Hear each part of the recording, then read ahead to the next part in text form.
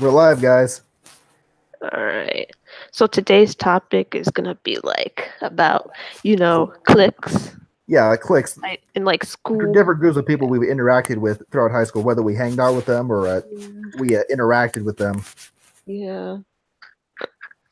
Yeah. So like me, I'm about to be a junior in high school, and where like in my school, like there's tons of cliques, but like the ones that I know the most are like the Instagram girls. Now, like these girls are like they have an Instagram account and they have a lot of followers too. Like, they wear like lots of makeup, to get ready for the pics, take the perfect selfie, perfect lightning, you know, and they post it on Instagram and like they get lots of likes for it. And they're on Instagram and Clash, like when they have the time. Like they're pretty much like the Instagram queens, Yeah, and yeah, like it's because social media, it's like really popular, you know. do you hang out more with the goody goods, the middle ones, or the more delinquent likes, or the Like, or what the. do you mean, like the bad, like the good, like the good, I mean, like the I don't want to say good, but ones that tend to do what the school usually approves of. Like the ones with the more well, conformist attitude. I guess in the middle. I mean, yeah, like I have like one friend who's like consider like kind of like an Instagram girl. I follow her. Yeah. Like I used Oh to hang out with man. Like I ones don't that were kind of edgy, but not really yet delinquent. Like they like the way they looked was definitely edgy. They were pretty much metalheads in a way, but didn't go all out with the whole metalhead aesthetic. I also know like the clique, like the group of boys that like love sports and all, like they Oh play yeah, sports. yeah, the Yeah. jocks. Yeah, Yeah. yeah. Those are tend to be they're stereotyped as the most popular kids, even though I mean they're still popular now, but that's kind of gone a bit down. Yeah. But back in the '80s and the in '90s and before that, especially, you know, Yeah. like the football players and the cheerleaders Yeah. were the ones everyone envied. And then you have the bullies, which I'll be honest, that was like a lot more common in like elementary and middle school, like where I'm at. It was a lot more common in elementary and middle school than it Yeah, was in high like school. Like, particularly the time it was the worst was a late elementary and middle school. Well, yeah, like about fourth to eighth.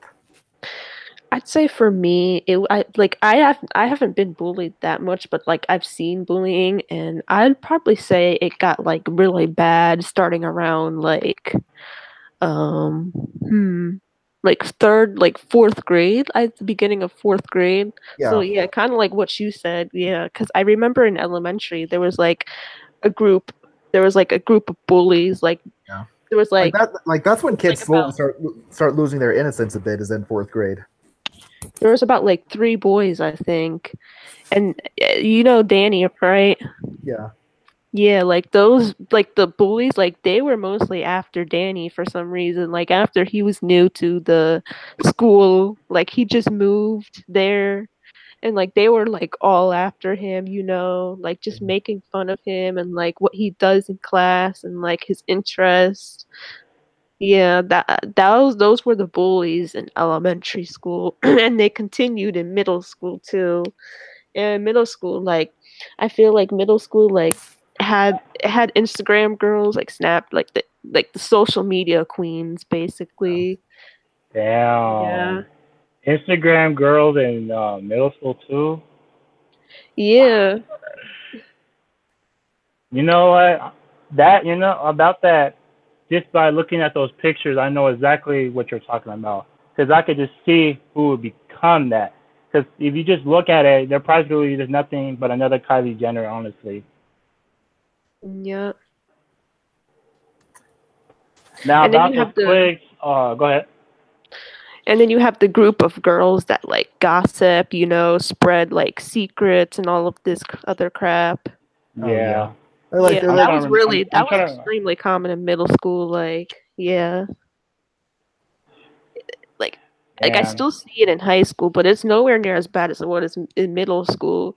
And like they like to spread like these secrets onto social media too, you know, like Were there why also were there also a lot of bimbo types, like what do you mean? like the ones that are a bit slutty, usually have a blonde hair, may have a bit of a glitter, Yeah. Yeah, definitely. intend to talk to pretty much every boy. Yeah, I know a girl who's actually exactly like that. Yeah, those were common. I took advantage. Oh, yeah, and then you have like not wouldn't really consider this a clique, but like you have like the group of like in my school, there's like a group of guys that like a lot of girls like have a crush on. Like they just love them so much because they're like hot and stuff. Yeah. They tend to be slutty. Who, the girls? Yeah. Not really. yeah, But I know I know. like Oh, sorry. I know one guy that I'm friends with, and like he's like really bad. He's like he does like bad stuff, but like for some reason, like some girls like still like him a lot, even though he's already taken. Not by me though. Yeah. The Yeah. hot guys you're talking about are studs. They're called studs, right? Yep. That's what they. Yeah, that's practically what they are. Yep. Now those clips that you just mentioned, except obviously except for the Instagram part, I don't really remember most of those clips happening when I was in school the whole time. I mean, maybe because yeah. maybe because I wasn't paying attention at the time. But were there I- metalheads I- and punks in your school?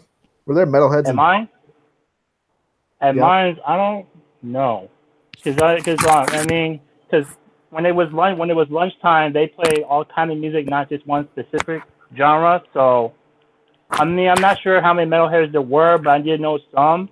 There's not a lot, obviously, but you know, because my high school, I mean, they play like all kind of music, so it wasn't like somebody was left out, and then you know. Yeah, there was quite a bit of these edgy kids at my school. Particularly, they, of course, Rainbow and I talked about this earlier. They tend to be either white or Hispanic. Most of them, but when they tend to dress like in a black clothing, oftentimes leather, as well as they typically have longer hair, and the music they listen to, they'd either listen to metal or sometimes they listen to Eminem. Like it seems like Eminem was popular with that. Like I don't know why. I mean, I can understand why, but Yeah, for my high school, now that you mentioned that, I'm trying to think. I don't even think we had them because now that you mentioned it, Eminem had kind of already fell off the charts by the time I hit high school. I mean, he had made a comeback by the time I was practically done, but the whole time I was there, he didn't really have anything on the charts. So I don't think I remember seeing any metalheads though. But I do remember seeing like emo kind of people though. Although obviously it wasn't like as common as compared to like other clips though.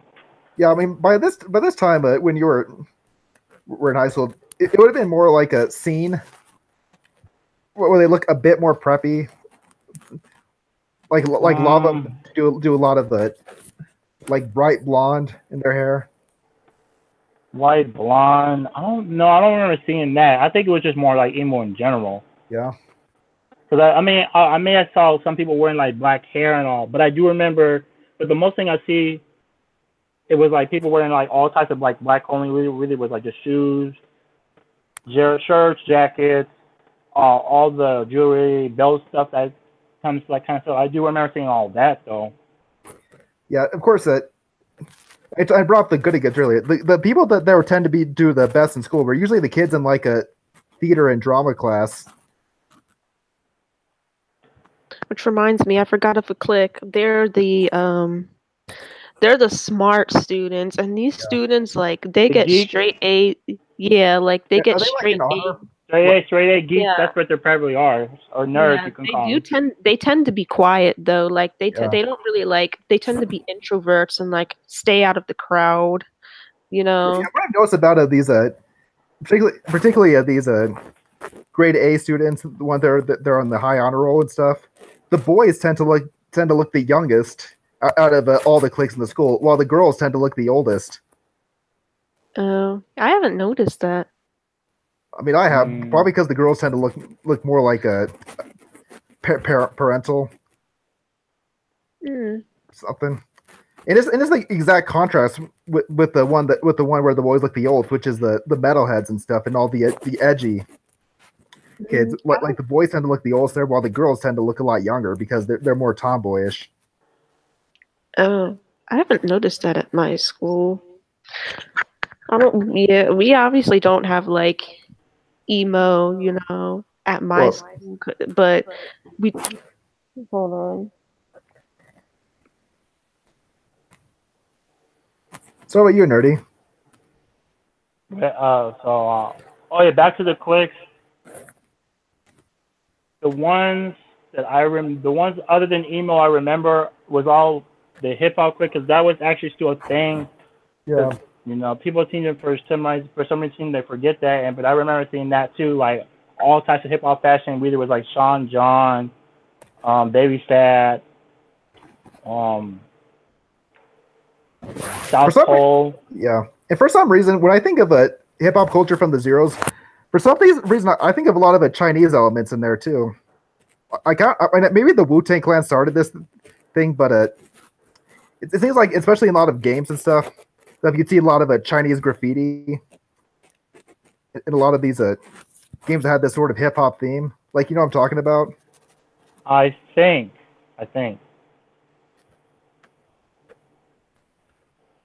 I might have to go back. I might have to look at some of those albums then, just in case, because I don't remember seeing that many Chinese elements. But maybe that was because I didn't pay attention to art like that. But I could check those albums and see, or music videos and see if they had that stuff. I believe this also went earlier because I believe this guy, Cisco, I believe had the album Enter the Dragon. All right, I'm back. Okay, what I was saying is like that we don't have like emos at my school, obviously, but we do have like hipsters, Oh yeah, do they tend to wear man buns? Actually, I've never seen anyone in high school wear a man bun. No. Like, I'll be honest, when I first heard the word man bun, I thought they were talking about asses. What? Wow. You think about, I know they were talking about it because even most girls, especially here in the U.S., don't typically tend to put their hair in a bun. Really? Because we're in my school, it's actually pretty common. I mean, I do.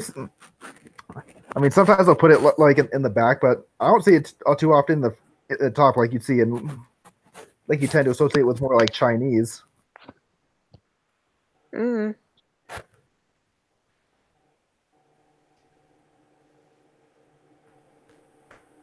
Oh, and then another clique you have is the Mean Girls. Oh yeah, the bitches. Yep, the female dogs. I'm trying to remember. Do I remember seeing anybody that was in that clique?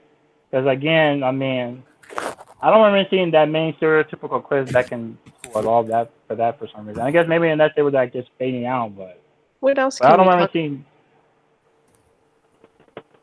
What else can we talk about? Like that has to do with school? Like I know cliques in school, but know, it's like in a particularly the Dirty Game because he's finished with it. What? Like, did you have a positive or negative experience? Who, me? Well, I would have to say practical. I would have to say in the middle, because there were a few negative experiences I did have in school, but there were also some few positives. Like I joined a program that over the 4 years I was in high school, I gained a lot of friends from, and I'm even still friends with them to this day.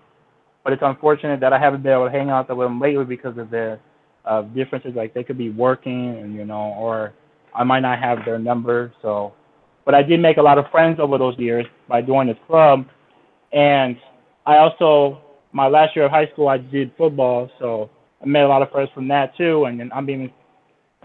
How's that like for you? How was football? Oh man, it was stressful. Yeah.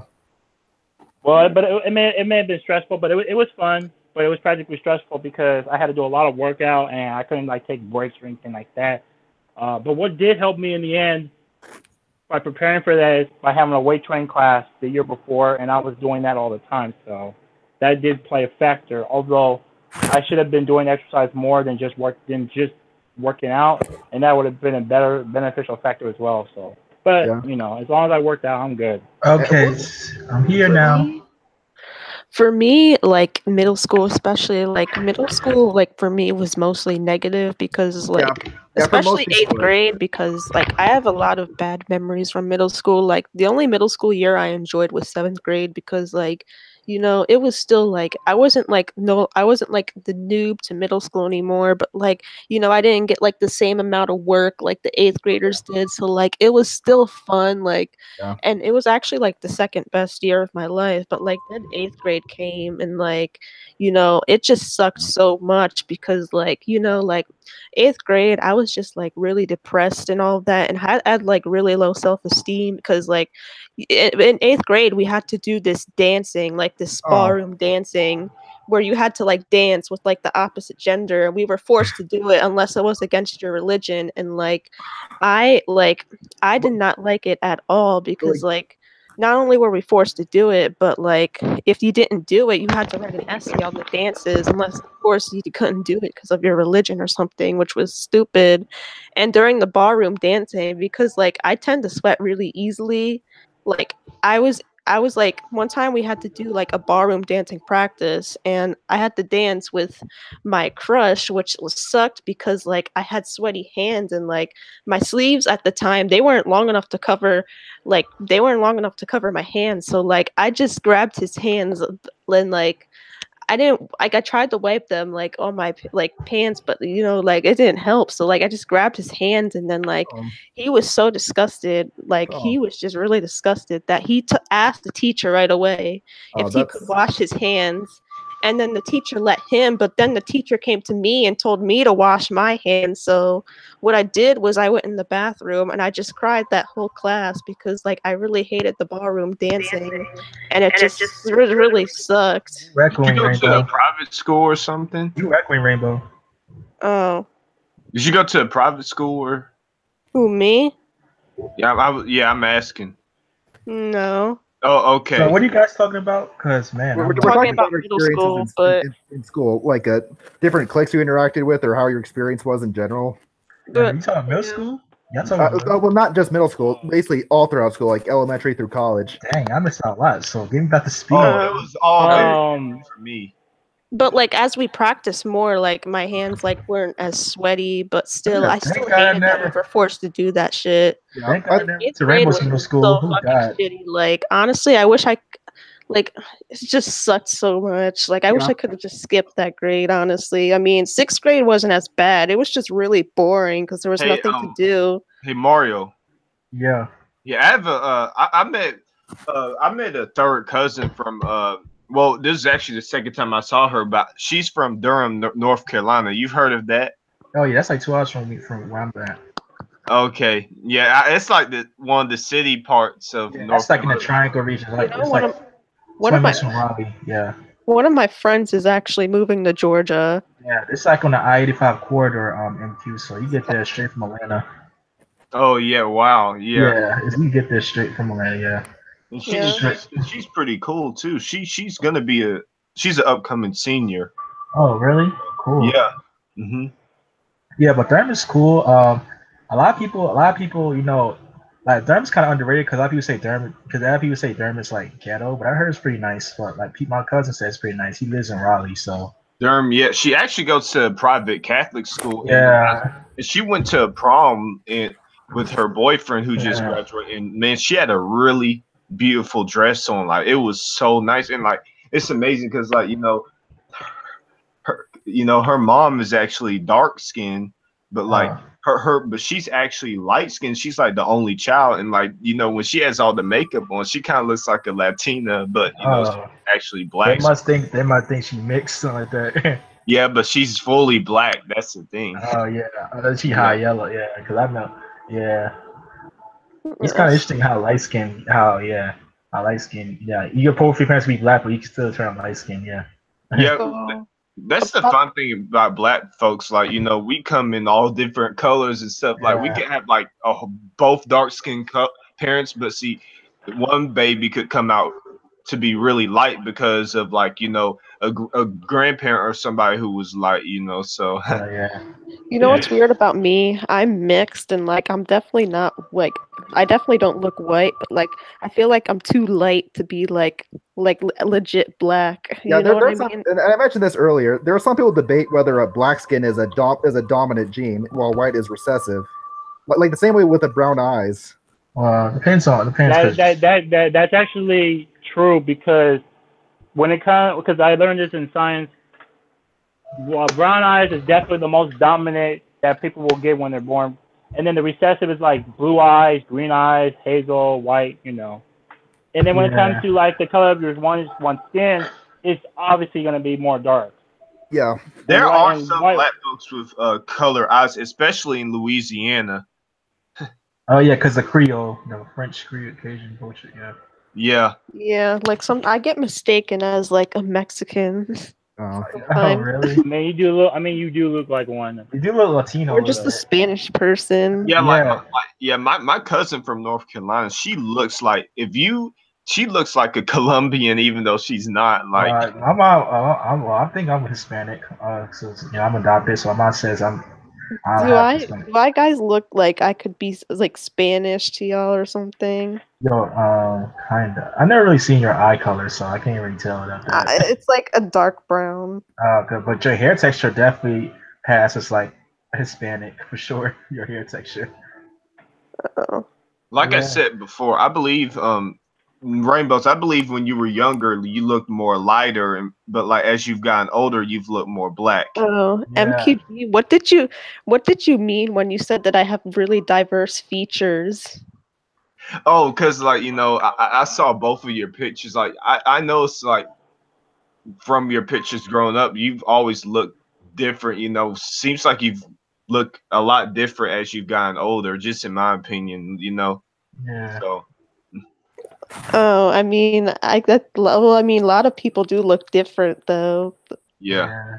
But okay, would you say okay, I know you have an older sister who's born the same year as me, and then you have a brother who's 2 years older Who's than born me. the same as Nerdy. Your brother's Nerdy's age. Oh yeah, but I was asking Rainbows, do any of them look like more black or more white in your opinion, depending on how they came out when they were born? Like, well, my brother has like the exact same skin color as me, but like my sister just like, I don't know. She looks different than like a little bit, like not that much, but a little different than me and my brother. But I think me and my brother look more similar than I do with my sister, honestly. Yeah.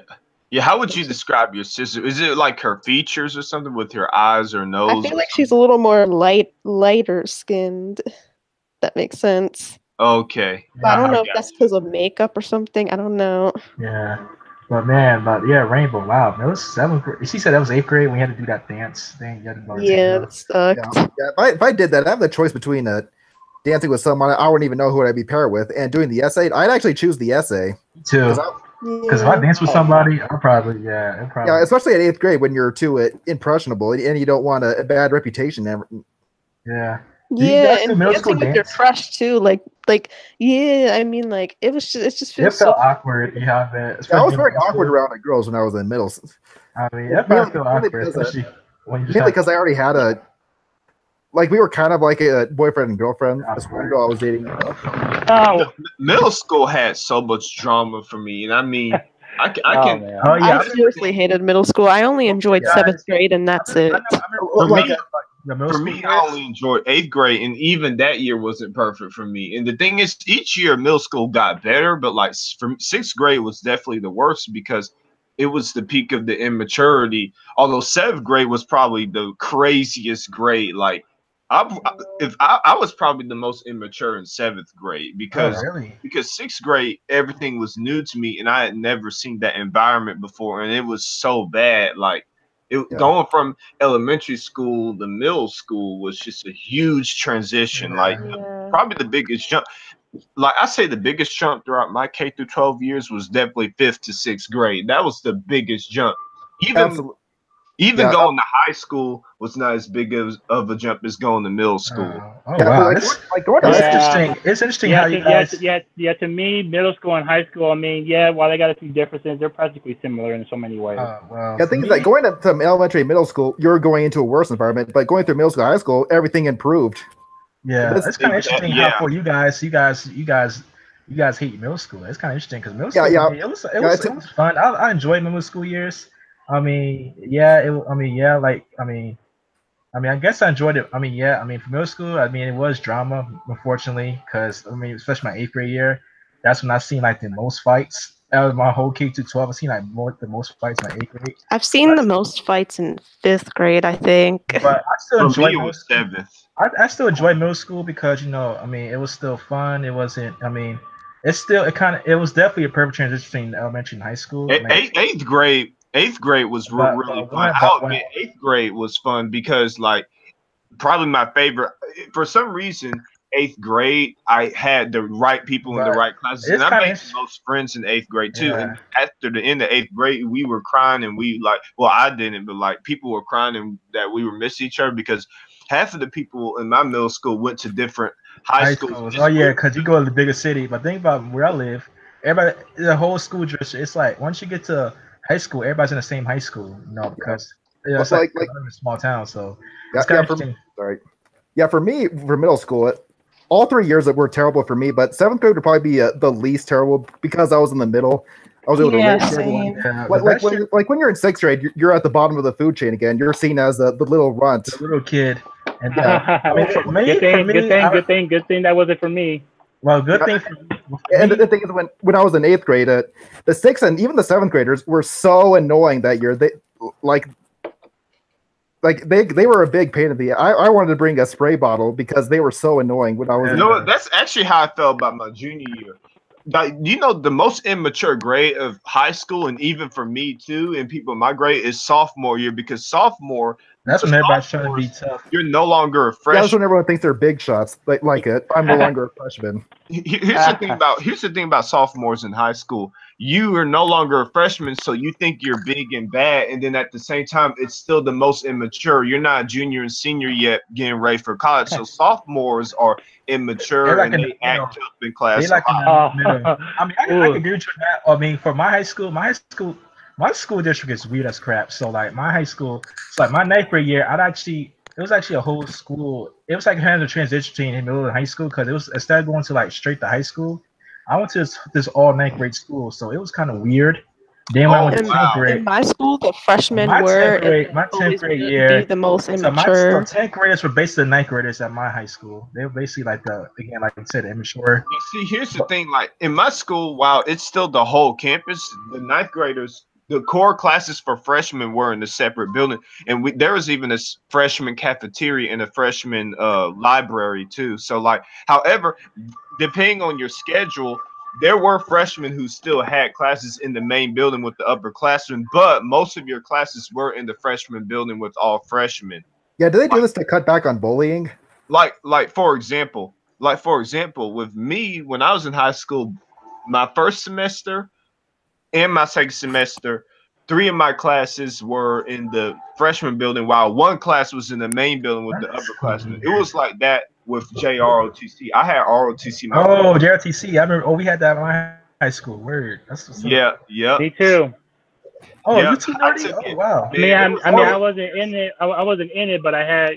I can see that because I heard San Diego's pretty military. I guess I'm a very military city. But see, we had that. I was trying to say we had that program there too. The weird thing is that when it came to my high school, we did Marines, but like the other 2 high schools in my county was like Army or Air Force, if I remember correctly. Theirs was different. So you mentioned the ROTC. Mine was Navy. Yep. Yeah, mine was Marines too. Marines and Army, I think. Yeah. Yeah, one thing I want to say about ROTC. It seemed like every year of high school, all 4 years, it seemed like every freshman was in ROTC.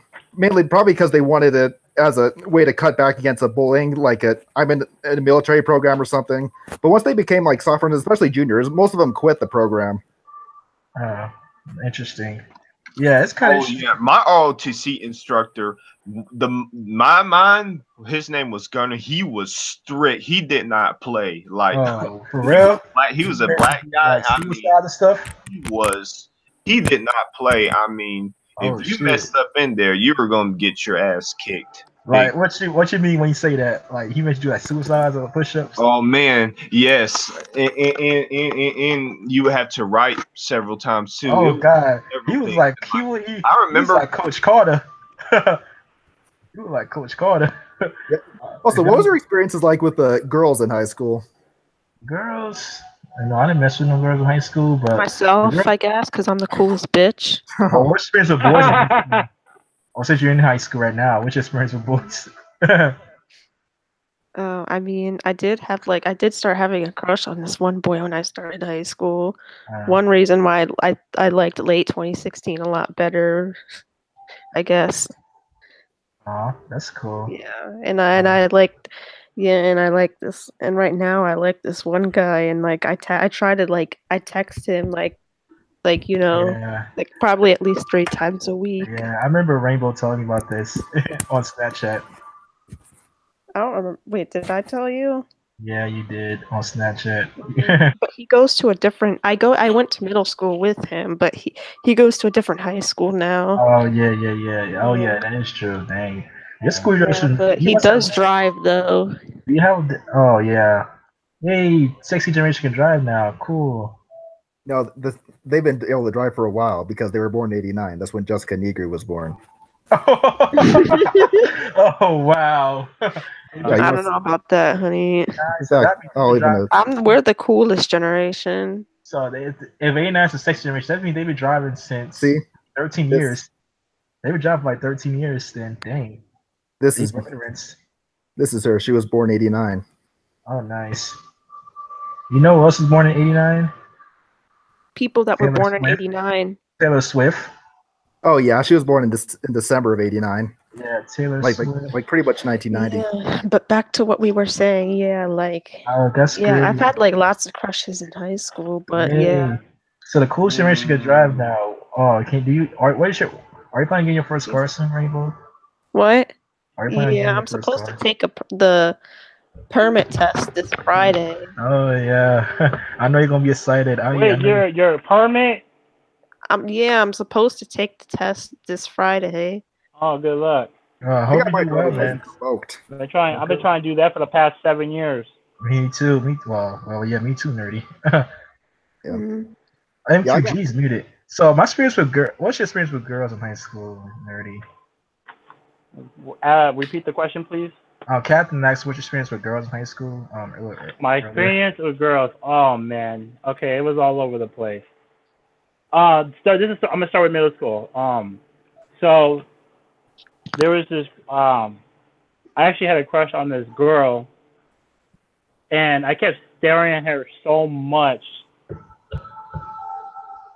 that she would just say what, and I wouldn't say anything. I would just like stay frozen, but I would just stare at her. And people had constantly asked me the whole time my first year of middle school that did I like this girl, and for some reason, because I guess I was like scared or so, I would say no. But they kept asking me but they would keep asking me the same question because I would keep staring at her over the time on the bus because she was on my bus and then she was in one of my classes, so I was like, oh man. But yeah, I would like literally stare at her from time to time, and I would just like freeze. But yeah, I mean, other than that, but I did say no. I mean, I could have said yeah, but I'm gonna tell you right now, she was pretty then, and she's still gorgeous now. So. Oh, great. So so you keep up with her on Facebook, whatever. Yeah, I have her as a friend on Facebook. She's obviously taken and on all that, and even has a family now. But you know, like I said again, she was pretty then, and she's still gorgeous now. So. 93 borns, man. Good man. Yeah, shout out to you guys, man. You guys are. Y'all ever kissed before? Because I haven't. Yes, I haven't. No, me. Oh, Captain, go ahead, Captain. Hard. It was on my 16th birthday. Oh, sweet. So Yeah. 2013. Yay. Like I was a sophomore and she was a senior. Oh snap, Captain! I know you Okay. got. I know you was like the coolest sophomore for doing that. Yeah. How did it feel like? Like they had this little mistletoe thing in school Oh wow. for the How did it holidays. how did it feel like? It was my first time. I felt like a bad. Everyone was clapping me on. Yeah, and it was a senior. I know you felt cool because Yeah. Did she Uh, think you were a senior too? so what was the class of 2012? Probably not, So not. what was But the I class do of? know during my freshman year I was mistaken for a senior a lot. So it was a Damn, class how of. tall were you during freshman year? About 6 foot or 5 foot 11. What? Oh, so OMG, you like my damn. height. So you like my height. You know, I you know how mean, many I was times I five. got, you know how many times I got mistaken for just because of my height. I mean, I was 5'7" and 5'8" my freshman year. So I mean, Yeah. Yeah. I was Fuck. like Yeah, so- 5'10". Wow. I Yeah. was So like even if I was 5'10", 5'11" my freshman year. oh, I I had didn't been, know you were that tall. How tall are you, Mario? I'm like we about the same height. I'm like 6 foot. I'm like No, I'm 5'11", but when I started high school, I was 5'7". oh dang, I'm taller than you, dang. But yeah, damn. So but you know I what's had been, crazy? I had been past you guys then. But you know what's crazy though? You know what's crazy? Like I've always been like average height in my K through 12. But I look at my little brother, he's like 6'6", and he's a year younger than me. Man, that man is tall. He's like Nerdy's height. He's 6'6". I'm like Jesus. Has he been tall like that all throughout school? Pretty much. I mean, since 5th grade, yeah, he's been taller than me. That's how I was from I think from starting from third or fourth grade I believe. I've been like over the average height. Wow. So it must be runs in your family. I was no well it runs in I think my dad's side maybe I'm not sure, but I was so tall throughout school I had people were like literally like scared of me because I guess I was like Oh, know, but you look monster a this nice type of guy. Hulk looking thing together. I mean, it's crazy that you were the tallest because you look like so just gentle. Like I wouldn't. Well, Gentle I was giant. gentle. I was a gentle giant, but at the time I was in middle school, I kind of had a different personality in some way. That person is always gone, but I was still a Yeah, gentle I giant know. in some ways. That image, yeah. I mean, there were people who did bully me, even though I was tall, but I wasn't calling people like names or like calling them like the B word or the N word. That wasn't me. I mean, yeah, I may have made disrespect some people. I'm no deny about that, but that didn't mean I wasn't calling people names. I mean, obviously, I would never do that. So. Oh yeah, that's. Hey, let me tell you this story.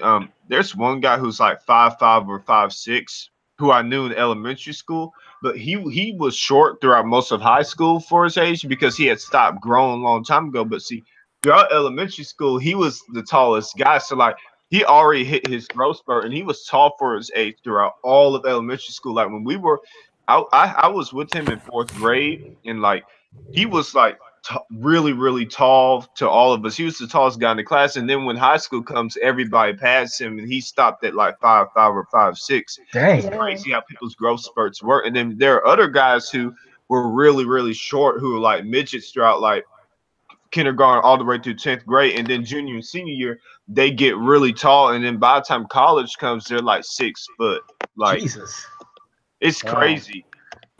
Yeah, but nerdy. Wow, that's interesting. I wonder if I'm like an exception then because I started growing like just in elementary and I was like I said again I was over the average height throughout school since then and I'm still over the average height than most people.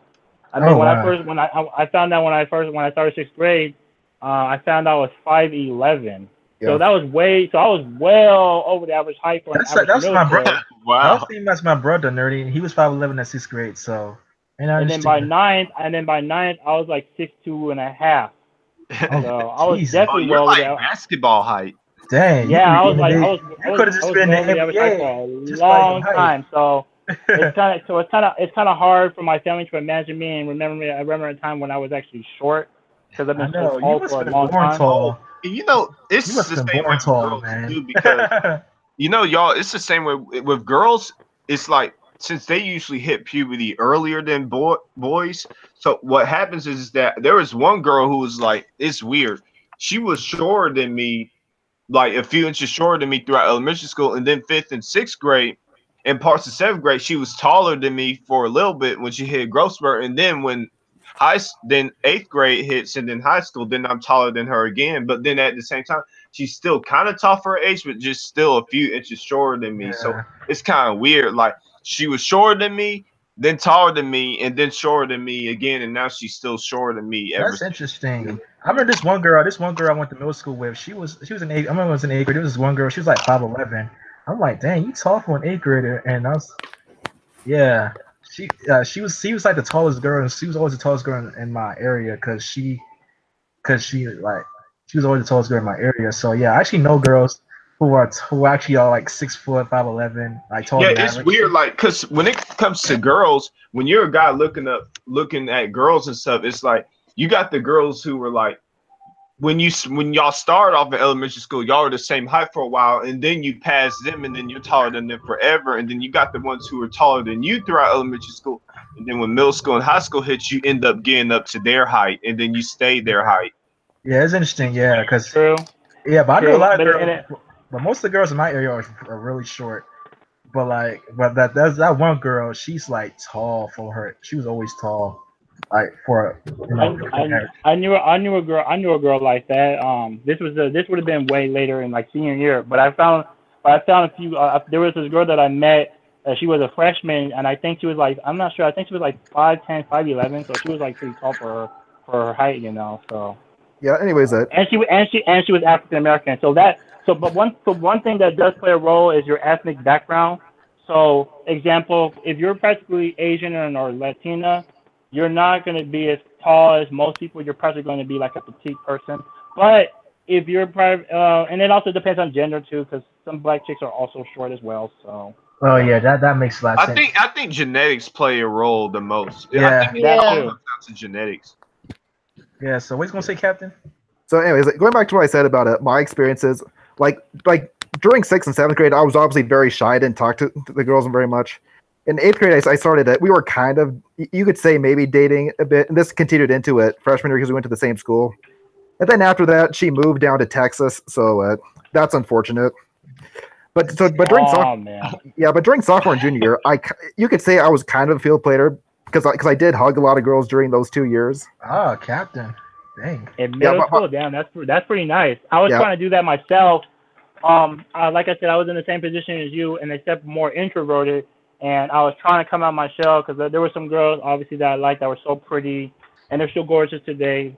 But I had no success because I was just too shy to talk. I mean, I did talk to some people. I did talk to some girls, but I was so shy that I didn't even ask out oh, hey, you want to go out, like that kind of stuff, or even ask for their numbers because I was that kind of person. I mean, I knew them, but I wasn't the kind of person to ask for their numbers yet or anything. Yeah, and during my senior year, I pretty much settled down, and I started dating this one girl who's she was a sophomore. She's 2 years younger than me.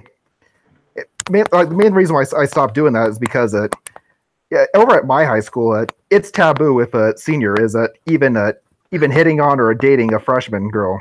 Oh, dang. Like he'll be branded a pedophile. He'll lose all the respect from the girls in his class. I thought it'd be junior, but freshman. Dang. I knew some people like that too, except they weren't labeled like that because I'm talking about a senior dating a freshman. There definitely wasn't that problem with a junior or younger dating a freshman, but it's a senior. But I mean that makes sense. But that's common in my area. My area.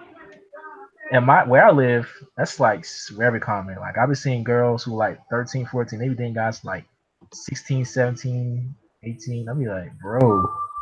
Yeah, girls it was interesting MPG about middle school being our immature years. My middle school kids thought they were grown. I swear they thought they were grown. I swear they thought they were grown. I swear, girls, actually there was a girl who got pregnant at my middle school. I was like, oh. I actually saw a pregnant girl at my high school this year. They were grown too. Oh, it's happened multiple times throughout my high school year. They thought they were grown.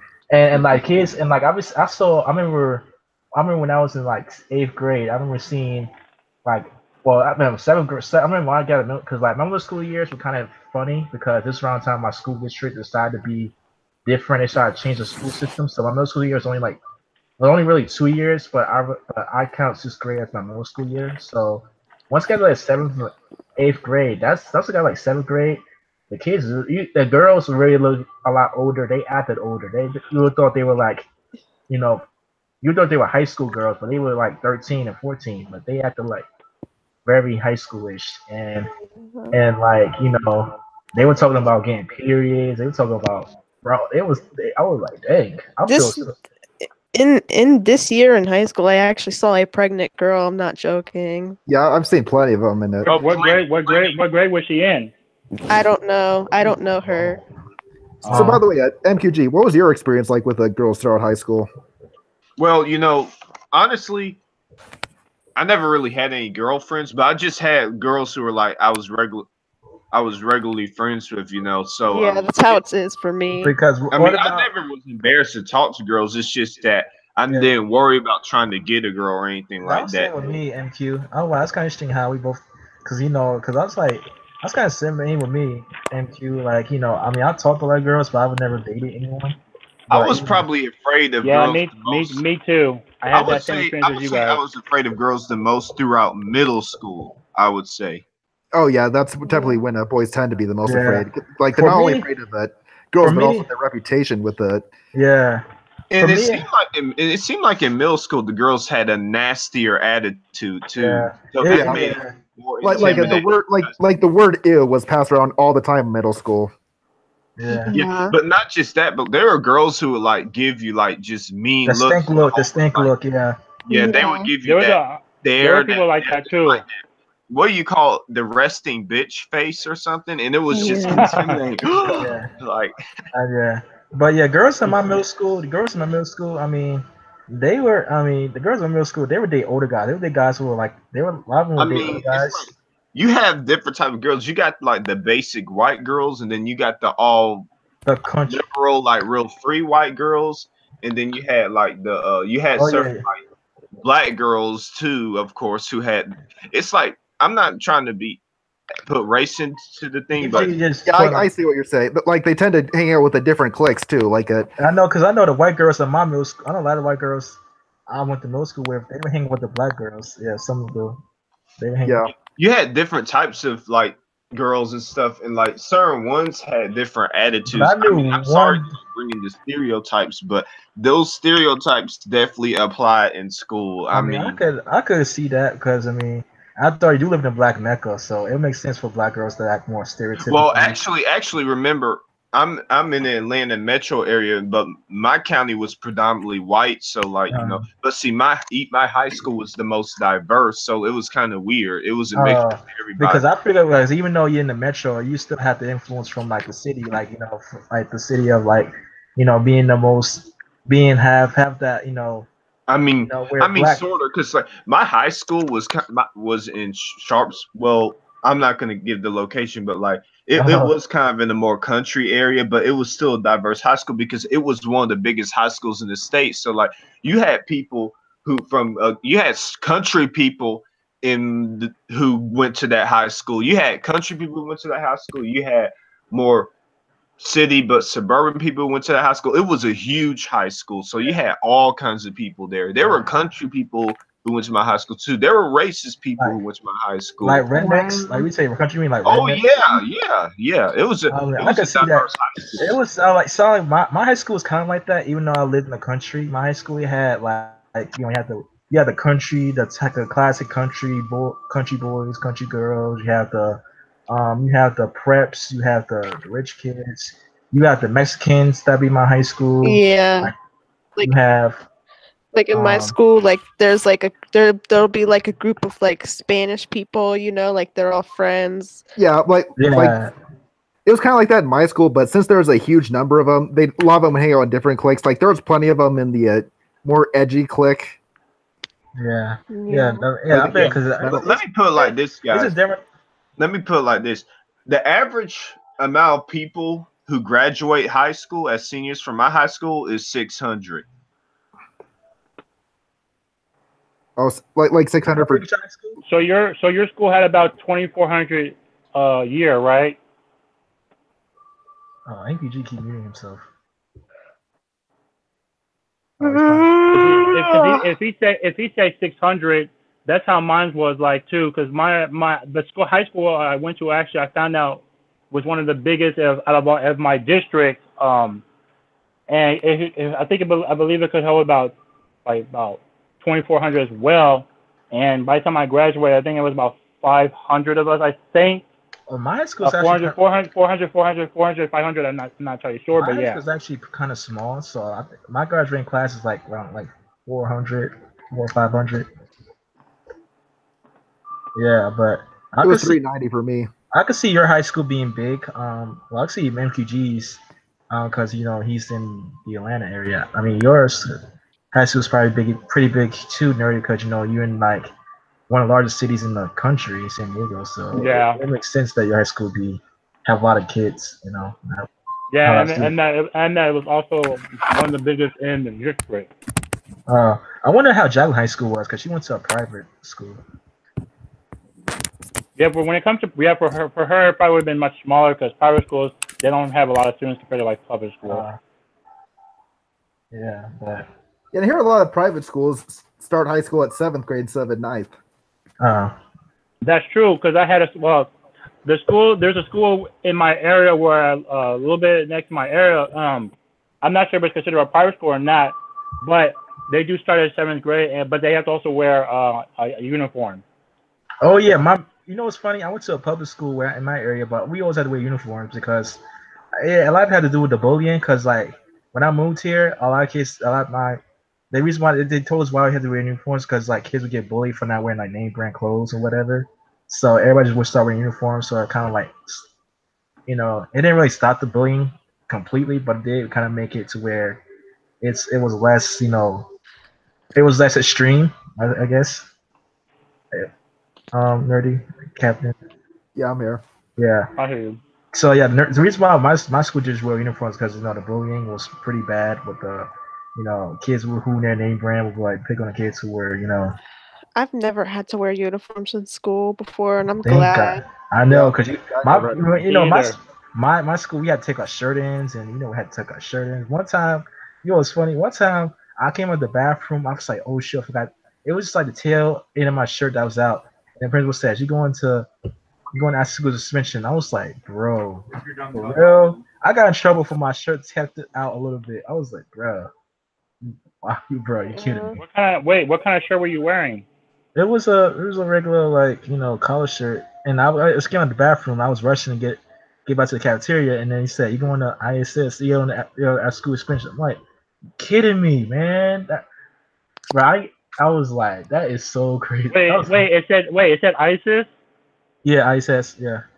I thought you said ISIS. Yeah, but it's just like, wow, really. Yeah, but yeah. I had that same problem too, except mine was a little different. One day in middle school, I was wearing a jersey, and I guess I was told that I couldn't wear it anymore out of nowhere. And I mean, it was only for one day anyway. But I was told I couldn't wear it because it was it wasn't just any kind of jersey. It was a tank top jersey. Oh, it was like a basketball jersey, basically. Yeah, it was a tank top jersey, and I couldn't even wear it. And I was told I could not wear those anymore. That sucked. Dang, your school was strict. That was from middle school though. Oh, High school was obviously different, but by that point there was obviously nobody wearing tank top jerseys anyway. So. Oh yeah, true. Because this was like mid 2000s. Yeah. Yeah, because I know. And that period was like the last where people would have been wearing those. Yeah, because at that point throwback jerseys would have kind of like died out. Anyway. I mean, there's still people wearing jerseys. I remember my cousin was still wearing jerseys at that time, but you didn't really see them as much as you did in like 2002, 2003, 2000. Yeah, yeah. But man, I would love to see Nerdy's old pictures when he's wearing like baggy jeans and stuff. I was like, dang, Nerdy. I wish, but I wasn't taking pictures like that, unfortunately. No. Yeah, but man, that's so cool though, because I'm like, oh man, because I like the clothes like that. I'm pretty sure you had some edge. I'm pretty sure you were. And that's the reason why I like 2000s. Hip hop fashion. I remember I talked about this in a thread today. Like, yeah, I saw your post. I was like, man, you guys are hating on the 2000s, but like, like I mean I understand why you would hate it stuff because you born in '86 and like that was like your teen and young adult years. Like 2000s are not as bad as like people make it out to be. Like they always bring up 9/11 and the recession as well. 2000s was a bad decade, but like the hip hop fashion at that time had its own thing. Hip hop, like at the time, it was a great decade for like black, fashion designers because for, like urban fashion, it was a great decade for that for Oh urban hell yeah, it fashion. was. You know how much urban fashion I saw throughout the whole decade? A lot. I mean, we was talking about this on the Captain's last stream, like we was talking about like Fat Farm and Sean John and Rock and stuff. Like I mean, academians. And not only that, but that's also the fashion in the 2000s that tends to get forgotten for some reason. People always bring up Von Dutch or the emo craze, but like people forget about. They bring out or they bring up the preppy stuff, but they always tend to forget the hip hop stuff that was very popular as well. Yeah, the hip hop fashion was hip hop. I feel like hip hop has its own identity back in the 2000s more than today's because of the fashion. Like people, I say like back then hip hop it felt like a culture to me.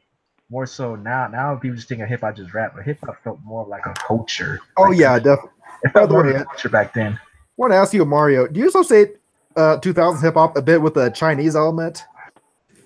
I could say you could say that. Yeah. Because I know there was some Chinese rappers. I mean, like there's a rapper named Jin. Like a lot of them were Chinese, but they did incorporate, especially whether it be in their album or their name. This kind of started with the Wu-Tang Clan back in the 90s.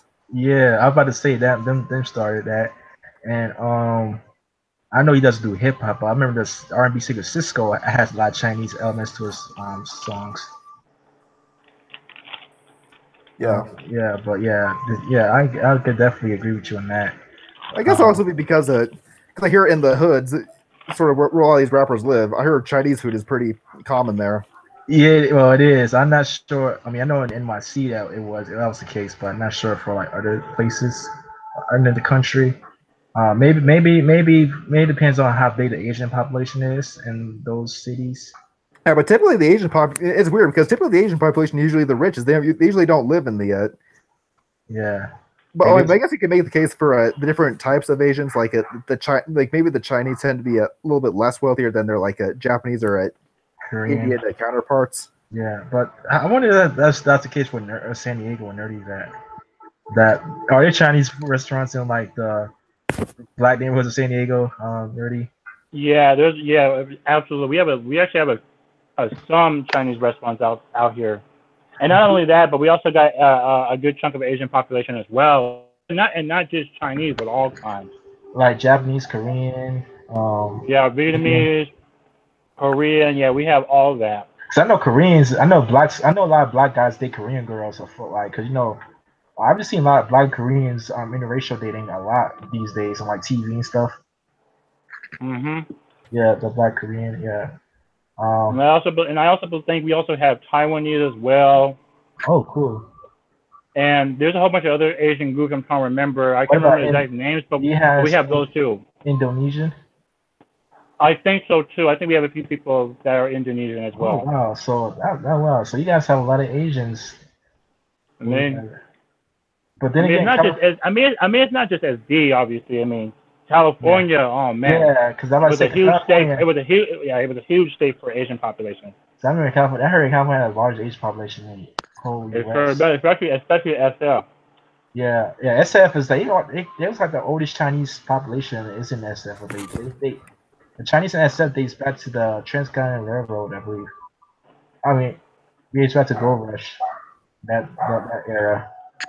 The Asian population in SF dates back to the 1800s. So yeah. So that's interesting. Yeah, how Asian California is. That's kind of interesting. Yeah, there's so many. There's so many Asian populations in here. Like, oh man, you can't just think they're all Chinese. Obviously, I mean, people will think that, but you can't. Yeah, if you're not. California, I believe, is probably the most diverse state overall. I think it is. Is it the most popular too? Yeah, it's the most populous by far because there's almost 40 million people living there. Yeah. Yeah, that's why it's the most diverse. Yeah. It really is because we have, I mean, obviously, when you look at the population, of course, the majority are here Hispanic, but you have all others as well, Yeah. That's interesting. as well as those who are mixed. Oh yeah. Don't you guys have a largest Pacific Islander population? I think Well, so well, too. not, Because well, it's not clear I met some people who were like that too. So Because you don't see Pacific Islanders back east, though. That's kind of interesting how you don't see them till you get out west, though. You know. Yeah, that's Pacific because California borders the Pacific. Like a lot of them, because it's shorter to get there. Yeah. and we're Ours? probably not. And we're probably not that far from Hawaii, Oh which yeah. is where they would really would come from. Yeah, Hawaii, the American Samoa, them places like the Yeah. Are there Pacific Islanders in Denver, Colorado? There's some, but they're not a big majority. I guess Colorado. That's like the first east it would go is Colorado, I guess. Yeah. Yeah, because you don't hear about them like you don't hear. Well, I haven't really traveled much, granted, in the country, but I don't really hear about them like in the Midwestern states or like in the Great Plains states. Usually, Yep. like once you get to like the Rocky states, the mountain states, and beyond, that's where you start to hear about. I've actually heard that even though they're still a small minority, there's actually quite a bit more of them compared to other states in Utah, like Mormon Pacific Islanders. Oh yeah, Jacqueline told me that. Jacqueline said Pacific Islanders, a lot of them are Mormon. I haven't realized. Yeah, I mean, because BYU has a campus in Hawaii. Oh yeah, I forgot about that. There's like 3 BYUs. There's one there in Utah and then in Idaho. And in Hawaii. Yeah. Yeah, that's why I said Hawaii, Utah, you said and Idaho. Idaho. Yeah. Oh, yeah. That's nice. So, oh yeah, I remember I asked Nerdy Game this last stream we did. We ended the stream last week. Captain, I asked Nerdy about this. There was girls in California wear crop tops. That seemed to be a West Coast exclusive type of thing. Crop tops. Yeah, they actually seem to come back because I've actually seen them lately. Everywhere where I go, I'll see some crop tops. I know? Well, Colorado is kind of cold. I know it's kind of too cold for do that in Colorado, but have you seen a person wear a crop top for a captain? Oh yeah, particularly always the girls. Like even in high school, where they had despite the dress code, a lot of the Hispanic girls would wear their shirt where it would show the belly button, which I liked, of course. Oh yeah, I mean, yeah. I guess the reason why it's more common out west because it's like drier climate. You know, it's why it's more common out west than it would be back in the east because it's like humid and stuff. Yeah, there's this one girl who used to dress like that even during the winter. Oh dang! No, I knew people like that too. Like despite it would be winter, but because we didn't have that stereotypical winter weather, I would see a lot of chicks also wearing like hot clothes. Like they will even wear shorts. They were like a shirt, all that. They wouldn't even wear jackets, but sometimes they wouldn't, you know. Oh yeah, I forgot. Yeah, you in SoCal, so it'll be like 70, 80 degrees in the winter. Yeah, so I was like, oh wow. I bet they probably different in NorCal because of like SF. Probably. I bet it's probably colder. I know. Probably. Yeah. So I heard in SF they wear jackets for winter. I mean, it doesn't snow. But like they still get colder winters, like windy stuff like that. Yeah. So, how was like your class in high school? Like, were you a good student in high school, you guys? I was just every class I did good in every class except for math. And that was kind of me in 10th grade because I remember I took geometry. Yeah, that was for me right now. The classes I struggle in the most are like biology and math. Biology for me was okay. It wasn't the hardest, wasn't the easiest. Yeah, for me, math was actually the best. Because I was so good in that subject. I mean, of course I would need help, but I really did well in that subject. Now, when it comes to English, well, not so much because I've had a hard time with that. Science, I didn't really take that much science, but that was also a good subject I was also in. As well as history because I remember like the dates and all that kind of stuff. There would have been some stuff I wouldn't remember, but when it comes to like history stuff, I can remember a lot of stuff though. Oh yeah, me too. History and English. Those were probably my two strongest subjects in high school. Right. definitely. But Yes. you took Yeah, U.S. same for me. You took Well, U.S. history. Yeah, for me it was history, English, and creative writing. Oh, I wish. Oh man, I wish my school. Oh had yeah, I didn't have that. I wish my school had creative writing, man. That was I'm so. actually I might take creative like writing like You should. this like Your next school's. year. Dang, Ram, your school. Yeah, you should. Bruh. That was my favorite. Like I was always the most Yeah. outspoken. I'd always be the one that shared my stories the most. What do you usually do in like creative writing? We write stories. Sometimes they'll give us a topic to write about. Oh wow. Yeah, I mean, man, I wish my school had creative writing. I swear, because that's when I was getting the poetry when I got to high school. So I could have used a creative writing class. Like I would really. Yeah, I also But, did yeah. good in a drawing too during my senior year. You were good. You took drawing too? Yes. Oh, me too. I had a lot of art classes throughout high school. Yeah, but like of course, I did creative writing. Took a drawing. I did pottery. It's ceramics. Oh, man. Yeah, me too. I did all of that. Yeah. The whole time I had art, I did all kinds like painting. I would also do mosaic art. Shoot. And then I also did ceramics, even though just for 1 year, but it was pretty fun. I made a lot of bowls and all that. I was trying to make some cups, but I could never able to make one, I think. Yeah, So- but I think it's interesting how.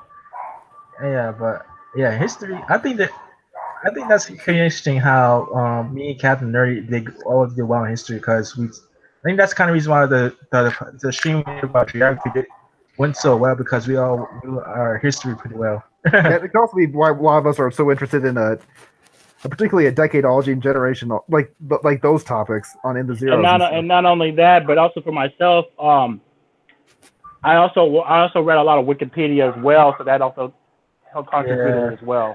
I bet. Did you get in trouble with plagiarizing? Anybody in your school get in trouble with plagiarizing? Anybody? Well, they were really strict about it, but I don't think. Let's see. No, I haven't. Oh, I haven't. I was scared too because I heard people getting arrested for that. I was like, oh no. Yeah. Damn, getting arrested for plagiarizing? In college, I was hearing about that. Like my English teacher was telling me that kids would get arrested at her college because she went to Ohio. I think she went to Ohio State, I believe. And she said kids would get arrested for doing it. Damn. I mean, So, I know people will. I know people will get a 0 for that, but damn, getting arrested just for plagiarizing. Wow. Yeah, it's weird. Yeah, so that's why I was scared to play. That's why I said I'm not gonna plagiarize.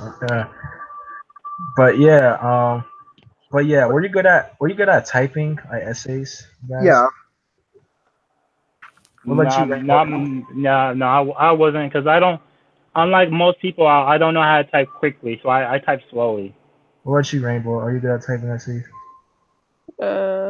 Depends on what the essay's about. Yeah, that's the thing with me because like the reason why I've been taking too much in college is because they give these boring ass subjects.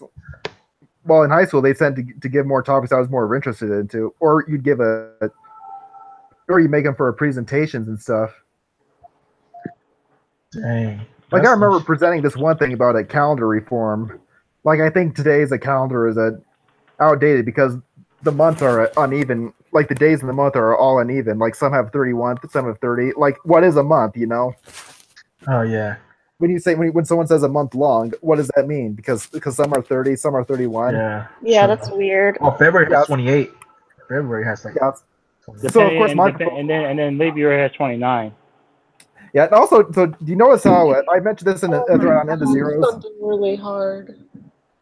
I mentioned this on a thread on In the Zeros. How September, October, November, December, despite being the 9th or 12th months, Sept means 7, Oct means 8, Nov means 9, Des means 10. I didn't realize that. That's because Yep. January and February were added later. Yeah. Well, also in July and August we're at. Yeah, that's true. That's yeah, also because- true. Like July was of course named after Julius Caesar. He's the one that made the calendar reform, and August was after Augustus. Oh, that's the calendar we use, the Caesar calendar. Well, it was modified later to the Gregorian calendar. I think that had something to do with leap years and stuff. But it's pretty much the same though. The Julian that's pretty much the model we go by. Oh, nice. Because I heard like the year we actually in. I heard because I remember watching an interview from Lupe Fiasco. It was rapper. He said he's saying like Lupe Fiasco saying we're not gonna be in year 2000. This is like 2013. We're not be in 2013 because the calendar changes. The calendar we use is not really accurate. That calendar we go by something So like my counter proposal would have all the months except for July and August. that. Yeah. Those would be removed, and there'd actually be 11 months. I don't remember the name of the 11th month, but 10 months would have 36 days, and there will only be one mini month to sort of transition from one year to another that have 5 days, or 6 on the leap year. Oh, nice. If I were to make So- my own calendar, I'd start it at September 1st, 2006, because the world's never been the same my since God. then. The 2006 shit. Oh god. Okay. You know, But yeah. you know what, Mario? We were actually just talking about that.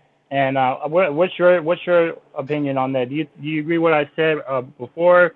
Like it's been over exaggerated in so much of everything, or Oh yeah, I think it is because 2006, man. I don't remember it being that different than late 2006. I don't remember being like that drastic of a change. Yeah, like I said before, no one, even if there was a shift, no one noticed it. I mean, compared to 2005 and 2007, 2006 was pretty silent. Like it felt pretty uneventful because the year prior you had a Katrina and the bombing in England, while the year after you had, of course, the release of the iPhone. You had the start of the 2008 presidential campaign, and you had at the tail end you had the recession. But and then not only that, but films generally in 06, as well as even the years after that were and before were all primarily similar. yeah, like 2007 is of course when they had the final Harry Potter book and they had the first Transformers movie. Right. Yeah, that'd be more transformative there. But then you also still had some 2000 staples, like you also still had the Harry Potter movies, and then you also had your typical teen movies as well. That was still popular. Yeah, and I said this in a thread on Personality Cafe, how the Harry Potter movies are like the quintessential movies for millennials, Generation Y. Because they were at the perfect age for them. That's right, they are.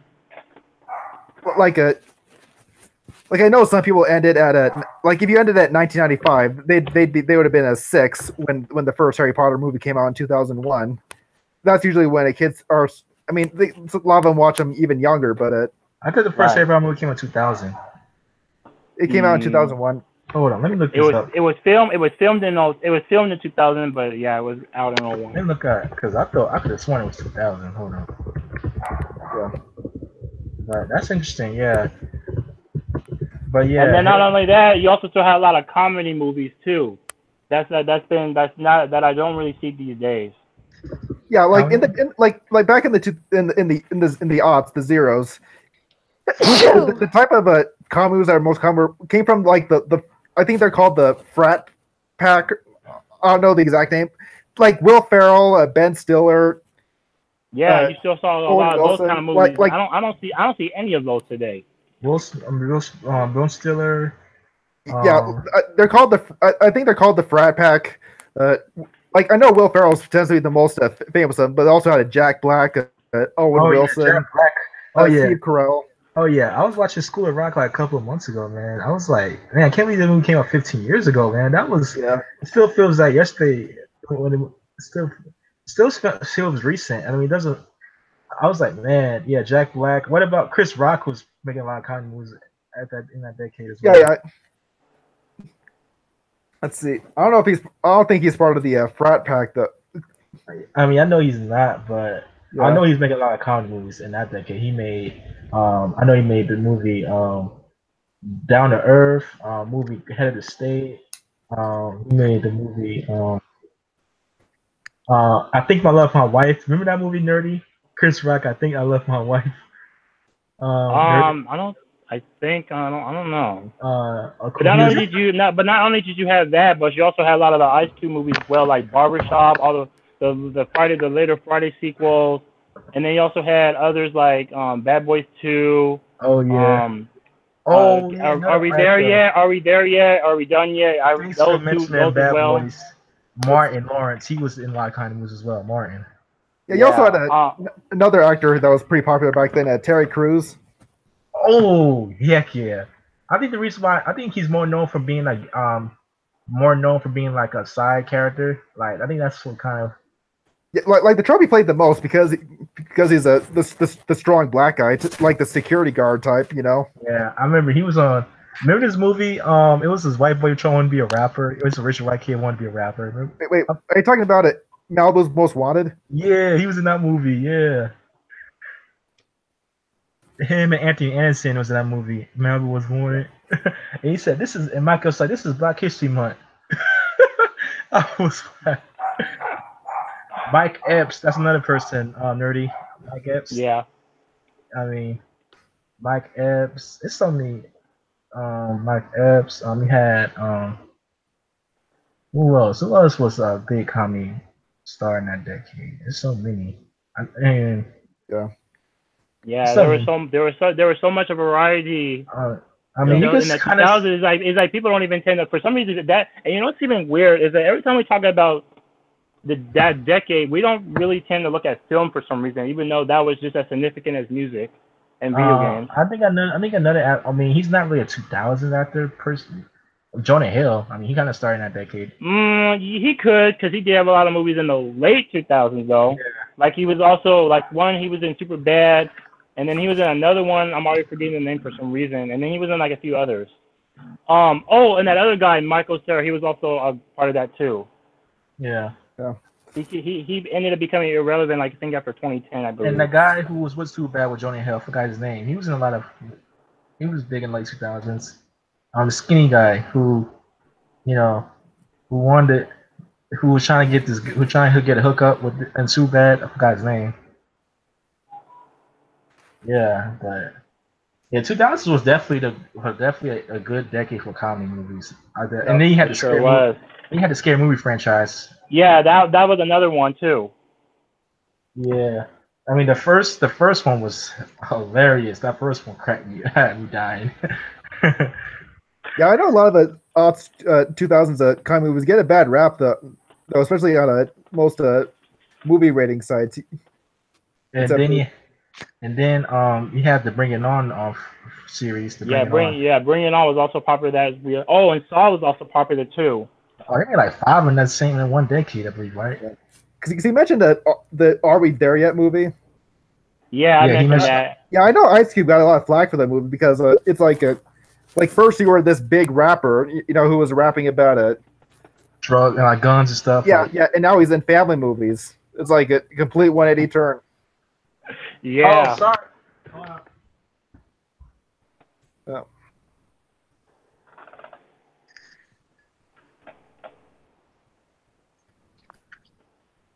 Okay. Do y'all like this decade for films? Oh yes. In fact, I actually think this decade has been one of the best decades for films. Like you have a lot of like I do think there are a bit too many superhero movies and there's been a lot, and it goes way back to like Iron Man. Yeah, also you have these sort of like teen young adults, sort of like Hunger Games or Divergent or Maze Runner. I think those are kind of but there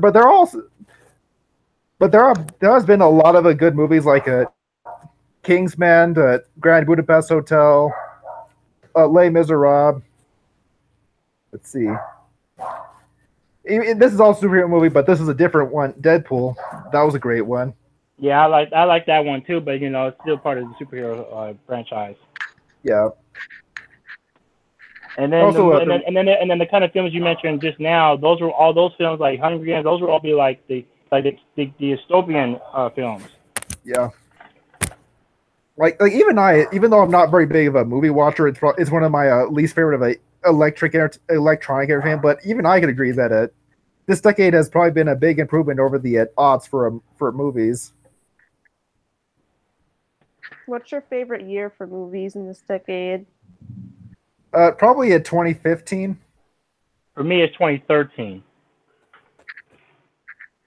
I saw so many movies that year, especially contributing to the fact that I actually worked at a movie theater as well. Like there were so many. Like I think I saw Kick-Ass 2, I believe, and then you had This Is the End, and then you had Turbo, And then I didn't watch this unfortunately, like I was able to. But you also had the Fast and Furious 6. Oh man, there were so many movies from 2013 that I could just look back on. I was like, damn, those were like the best. And I think Bad Grandpa came out that year as well. And so there was like you mean Dirty Grandpa? Dirty Grandpa, is that what it's called? I mean, that came out in I believe that. Didn't that come out in 2016 though? There was one called like Bad Grandpa, I think.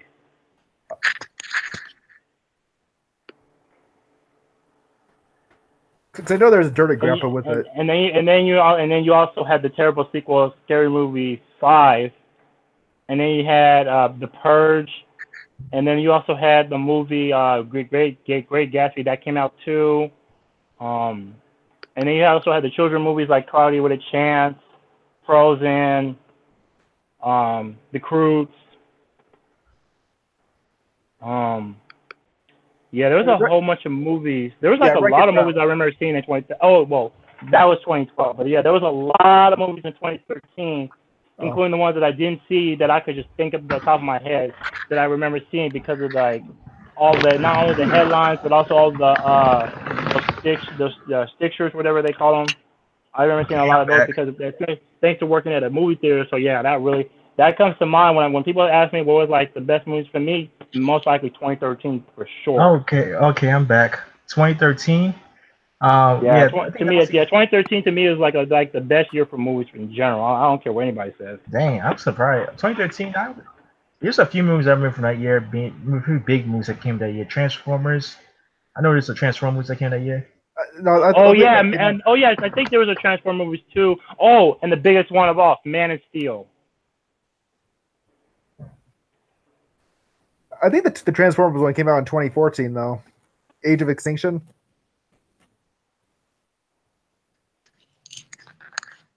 And then you had Wolverine.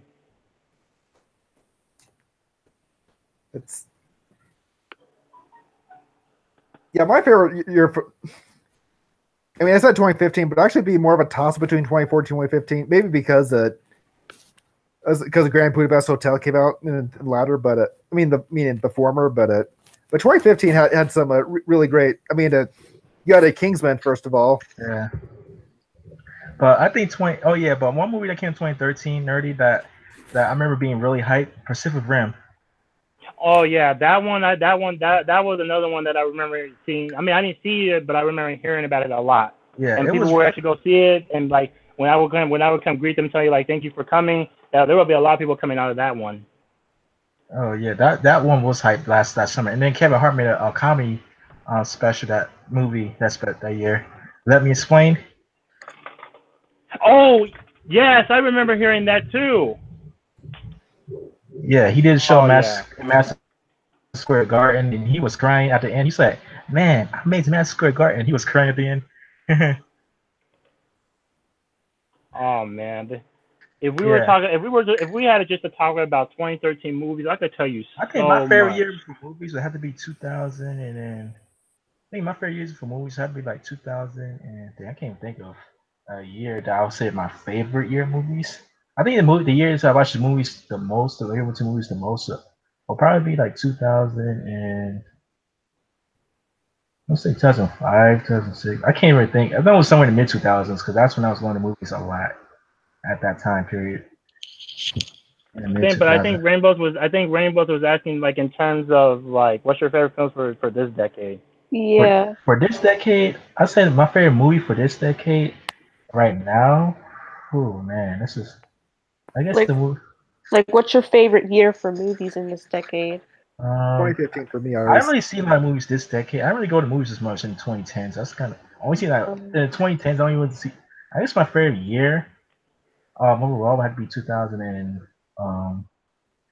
I guess it have to be 2000 and man, it's kind of hard.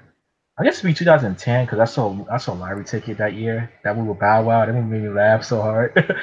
Remember the movie Lottery Ticket? You guys, nerdy. Which one? Lottery Ticket with Bow Wow. Well, say the movie title one more time. Lottery Ticket. Wow me ticket. Lottery Ticket. Hold on, let me type it. Lottery Ticket. Yeah. I don't think I've seen it. Bow Wow and T-Pain was in that movie. Bow Wow, T-Pain, and Brand T. Jackson was in that movie. Yeah, that movie don't sound familiar for some reason. Oh, that movie was funny, bro. Yo, that movie I'll was have to so. check. I'll have to check it out one day. I seen that movie. Oh. I seen Tyler Perry. Why Did I Get Married Too? That's when Janet Jackson went off. Why Did I Get Married? Oh yeah, I think I remember seeing that. Remember Janet Jackson was like really upset. She was going off. Like she was throwing glasses and stuff, and she was just she just like it was. I think the reason why she did that because she found out Michael died when she was shooting that scene. That's why she went crazy in that scene where she was just like destroying the whole house. Yeah, man, she was a that movie. I think I'm trying to remember. Did I see that one or did I see the second one? Whatever one I remember watching. That was pretty fun though. Second one was when Janet Jackson went crazy. Yeah, that one. And then I seen Death at the Funeral with Chris Rock and Tracy Morgan that year. I seen that. I seen Grown Ups that year. Oh, Grown Ups. Yeah. Oh, you know what? There's a lot of movies in 2010 that I remember seeing too. Obviously not in theaters, but I would see them later. Despicable Me came out. First Kick-Ass. Oh yeah, that was pretty good. I remember that was funny. I remember when that movie came out. I was like, how do I tell my mom to see that? It was just so. It was like what? Yeah, that and there was a few others I'm trying to remember that also came out that year too. There was also that Facebook movie that came out. I forgot about that. It's Mark Zuckerberg. And then you also had the Scott Pilgrim movie as well. I know you had You had Iron Man 2 that came out as well. You had obviously a lot of the series that a lot of people didn't like. Twilight, whatever, I forgot which one it was. Yeah, I think it was. That one came out too, the third one. Yeah, they actually made a Britney toy about that. They actually made a toy about that Twilight movie. Yeah, you also had the one. Oh, I believe it actually came out in 2011. Actually, I was about to bring up Justin Bieber's "Never Say Never," but Oh yeah, this was the year Justin Bieber. Yeah, that was the year. Yeah.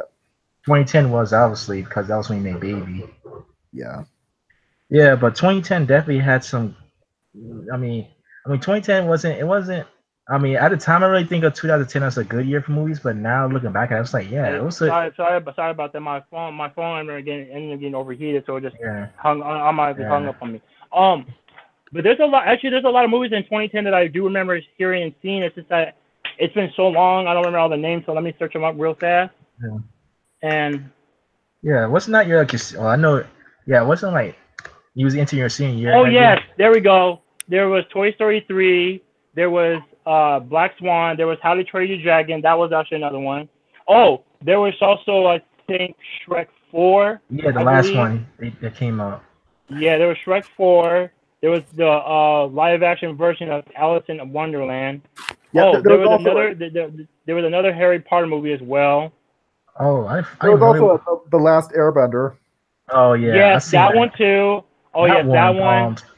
Yeah, that was there was the Clash of the Titans. There was the A-Team. Oh yes, I forgot the A-Team. Thank you. I seen that movie in theaters. Thank you. That was my movie. Thank you. A-Team. Yes, I forget the A-Team. Dang, that movie was so funny. Sorry, I did that same issue again. Let me see. Oh, there was Tron. Yes. Yeah, there was some good movies in 2010. And then there was another one with there was EVA as well. Oh yeah. And then there was a movie where they went back in time. Oh, Hot Tub Time Machine? Thank you. I remember seeing that too. That was so funny. Yeah, I remember this one scene. I remember downloading a lot of 2010 movies that year. Yeah, I remember this one scene in the movie. They said I had a lot of girlfriends, hot ones. You have 1987. You had a lot of boyfriends, gay ones. They went back to 1987. I remember they were going to 1987. I remember that movie. 1984. That's when they went back to. Oh yeah, it kind of reminded me of Austin Powers. It reminded me of that movie. Yeah. Oh man, I'd say 2011 comes close too. 2011 has some Oh classics yeah, as well. For me, 2013 would be the best, and number two would be 2010 for sure. Yeah, for me it's Oh man. 2010, 2011, 2014 was had some good movies I remember seeing. Yeah. 2013, I guess the reason why I can't say 2013 because I didn't really go to movies that much. Like 2010 was kind of like the year I went to movies the least. Not a decade, I didn't go to movies as much as I did in 2000s. But man, 2013 did have some classic movies. I ain't gonna lie. We said they went to the least, but did you ever go to the movies in the 90s? Man, probably not. What about? I bet during game probably seen a lot of 90s movies in theaters. Nerdy, you still there? Are you Nerdy?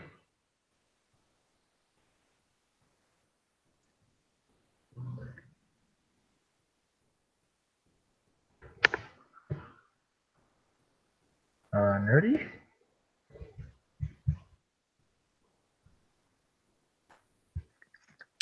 He died. Okay, well everybody's dying. Oh man. Yeah, the world's ending.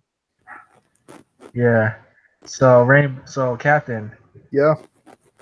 So Rainbow, are you? Oh, he cloned himself. I didn't know he had a twin. Everybody has a twin in the Hangouts. Yeah, sorry about that. It cut off on me again. Hold on.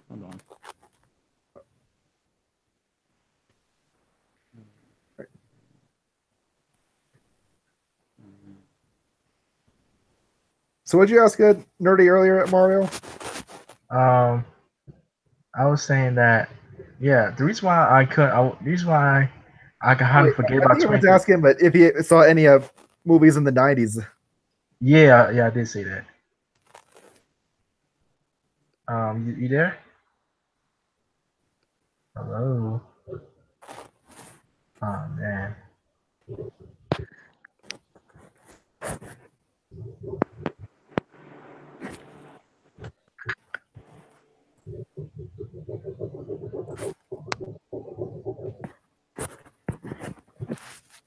We're still on the topic. We're still on movie topics, right? Yeah. So Yeah. did you see any movies during the 90s in theaters? Oh man, that's a tough one, honestly. Yeah. I really don't remember going to the theaters like that, but I do remember seeing a lot of them on VHS though.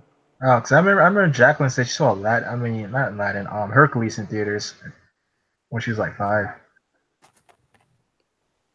Did you see Bugs Life in theaters? Because that movie, I think that was like. You know what? That is a good question. Because now I'm trying to think. Because honestly, I'm gonna tell you right now, I really don't remember going to the theaters that often back then. Oh, really? But I do. But that doesn't mean But that doesn't mean I didn't see all the ones that were very popular. I mean, of course, I was seeing them on VHS. Oh yeah, because I'm like, yeah, you probably seen some in the late '90s. He's just, yeah. I mean, depending, because some people didn't go to theaters, start going to theaters, so it was like 10 or 11. I was like, I looked at the thread where when you first movie saw in theaters, some of them were saying like when I was like 10 or 11, 12 years old. I'm like, wow, I was seeing like thousands of movies by that point at that age. So it's kind of interesting how some people don't start going to theaters until later in the childhood. Yeah, the first movie I saw in theaters was Shrek. Either Shrek or Monsters Inc. Oh, same here, Captain. Oh, wow. I think the first movie I saw was Teenage Mutant Ninja Turtles with my Which dad. One? The 2007 one? No, I think I saw it in like 2013. Oh, dang. Oh, wow. Are you talking? Wait, so you must mean the 2014 TMNT one, right? I guess. Oh wow, dang, that was. You didn't go to the movies until then? Dang, you was 12. Dang, that's wow. You waited that long. I have a movie theater in my basement though. Oh, well, that's good. At least you can see our classics, the other movies from like past decades. They're like older movies, like yeah, I would say like older decades. Yeah. So, did you see Shrek before? Have you seen Shrek before? Me? Yeah. Yeah. Yeah, that movie's a classic. I think Shrek's one movie that kind of defined like 2000s kids like childhoods. Yeah, 'Cause- yeah, like Shrek would have defined it the same way Toy Story would for 90s. Yeah, yeah, because Shrek, man, like pretty much most 2000s kids I talked to say they had seen a Shrek movie before. They would say What that. about the Yeah. what about And the if they like and if they didn't see them in theater, they would of course would at least see them sometime in school though. That's for sure. Yeah, what about the quintessential 2010s kid movie? it's How to Train Your Dragon and Just Look With Me. If you're talking about for girls, it'd probably be Frozen, but for guys, I don't know. I guess for Despicable Me. There's a movie Wreck-It called I Ralph? don't know. I think Despicable, particularly the Minions, would probably be the most. Oh yes, you know, actually, I take that back. I agree with you, Captain. I would say that too. Despicable, not, and it wouldn't even matter who you are. I would say the same thing. Despicable Me, yeah, that would definitely be the most definite kids movie for this whole decade. And Frozen definitely. I remember Frozen. That whole trilogy as well as Frozen, yeah, I would definitely agree with that. And what about How to Train Your Dragon series? That I'm kind Not of. really. Like I don't hear Maybe. anyone talking about it. Really, it's kind of fell under the radar. But I know Frozen was definitely big. Like since 2013, people have been talking about Frozen since it came out. And it just It's late And it's 20. supposed to be, and it's supposed to be another one coming out, I think, next year. Yeah. What about Cars? I know Cars kind of like a 2010s hybrid, but Cars are still talking about a lot. Well, Cars, Cars is. Like there are more Cars movies released in the aughts, but it was more popular. I mean, not in the tens, but it was more popular in the aughts because the first and the second and third movies weren't considered that. I mean the first movie was also kind of polarizing too, but The second one did that. The third one did okay. Actually, the third one actually did kind of good. I heard. But the third one is still advertising like especially like in baby products. You still see Cars advertised for like toddlers and stuff. So yeah. So Cars is still have a legacy behind it that still holds on. So I could say Cars kind of like a late 2000s, early teens hybrid thing. It'd be perfect for like somebody who's like it'd be perfect for someone like Rainbow's age who's like a hybrid of both decades. Because like What movie? the Cars series, I think you'd be the perfect age for Cars because it came out. The first one came out 06, and then the second one came out 2011, and the last one came out 2017. So you'd be like the perfect. I never watched Cars. Really? Yeah. You never watched Cars? No. I've only watched the first one. What about your brother? What about your sister? Did she watch Cars? I don't know. I mean, she would have been. Cause yeah, she would have been like 10 when it came out.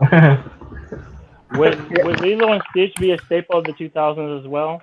Maybe. I mean, the series, obviously to a lesser degree. I mean, yeah. I mean, I know they had a TV show on Disney Channel. I mean, but the movie was classic though. I remember seeing the movie in 2002. It was pretty good. I still remember Lito's sister saying, "You stupid! You call Mr. Bubbles stupid." I still remember that. Oh yeah. Let's see. You could say Nemo to find that 2000. Yeah, Nemo could be a good one. And then like just recently we had the sequel called Finding Dory. Yeah, that would find the tens kids. Yeah, I think for you know what about that? Before you say anything, I was gonna say that when I had my Spanish class, this is at the time that Finding Dory had just came out or recently or so, and I asked my whole class which one do they think was the best and where they wanted to go see the sequel. Obviously they said Finding Nemo, and I asked were they gonna go see Finding Dory, and I think most of my state police said no. Oh wow, interesting. Yeah, I can see why because because obviously it's a movie that probably never have been messed with, and especially since it ended on such a high note, Yeah, because right. Nemo was so emotional. It was like Nemo's mom died. Like that was pretty emotional for watching that. Yeah, as a kid, even though Nemo never knew her really. Yeah, like they never. Well, what about? But since Nuri's a 90s and 2000s kid hybrid, I think the perfect movie for his age group will have to be I'll say Toy Story. Be perfect for Nerdy's age group because even though he would have been because he would have been 2 when Toy Story 1 came out. He'd have been 6 when Toy Story 2 came out. He'd have been 16 or 17 when Toy Story 3 came out. And there's another one coming out next year. Yeah, even though I really think they should have just ended at 3, especially considering the high note that Toy Story 3 ended on. And then 3, he went to college. Andy went to college, so like that would have been more than enough to end it there. Like he went to college. Kind of around the same time that my age group started going. So I think Toy Story better for you because you would have. Well, even more so with Jacqueline because Jacqueline was actually. Well, Jacqueline was actually your year, but like she would have been old enough to go to finish high school in 2010. True. Yeah, isn't Spyro Kev in the class of 2010? Oh, he's class of 2008. Yes, he is because he had mentioned before that I don't know what prompted him to stay behind, but yeah, he did mention that he was in the class of 2010. Oh, really? So he'd been 20. He'd been almost 20 years old when he finished. But he would still been part. He would still been the perfect age for Toy Story 3, obviously. That's for sure. Oh yeah, because he would have been 5 for Toy Story. And maybe I'm not sure, and I'm not sure if this would also apply to him too, but also maybe Monsters University. Yeah. Oh yeah, because he's been 20. I do know for a Toy Story 3, a lot of millennials and older Gen Zers, regardless of where you consider the boundaries, cried at that movie. I didn't really get into it. I remember 2010 also had a lot of good animation. It had that movie. It had Up. Up was another movie that Peter cried that year. Yeah, they came out in 09. Oh, it did? I thought it came out.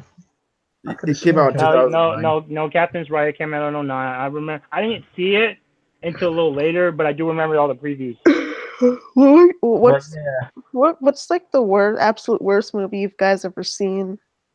Oh, that's gonna be a tough question. I could probably for this answer right now, I could say Scary Movie 5. I mean, it wasn't that funny at all.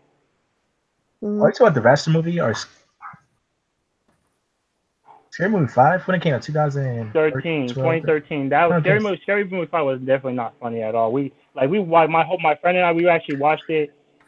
It was definitely not funny at all. Like we may have laughed a little bit, but we did not laugh at all. I don't remember laughing. I know the movie that typically gets regarded as one of the worst movies is of the 1997 Batman and Robin. Oh yeah, dang, Suck Rain. That movie came out nice. Oh yeah, I remember that movie. A lot of people say it's so bad, so good type movie. It's like it was so cheesy, but people make fun. It's like fun to like make fun of it, everything. Yeah, it's like a joke movie, like there's this band out there, and I mentioned this on the thread in the Poppedia.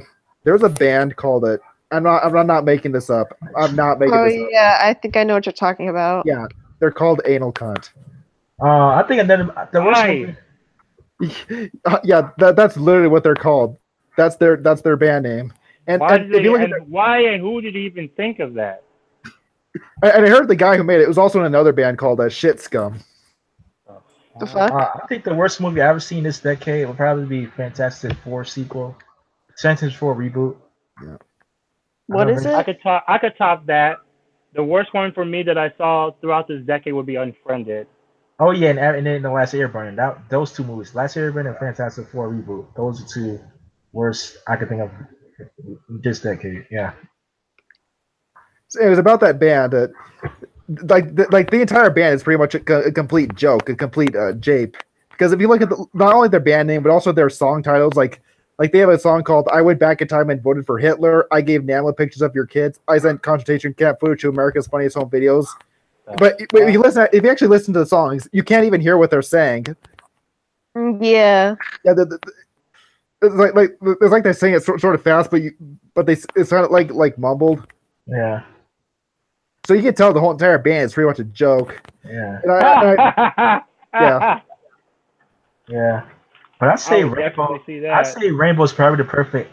It's kind of interesting that Rainbow never seen a Cars movie because Rainbow would be like the perfect age for like the Cars series because like. I just wasn't into it. Like I don't know. Like I didn't watch movies that much. Did you see Turbo Rainbow? It's kind of similar to that, but it's about snails. What movie? Turbo. I've never heard of that.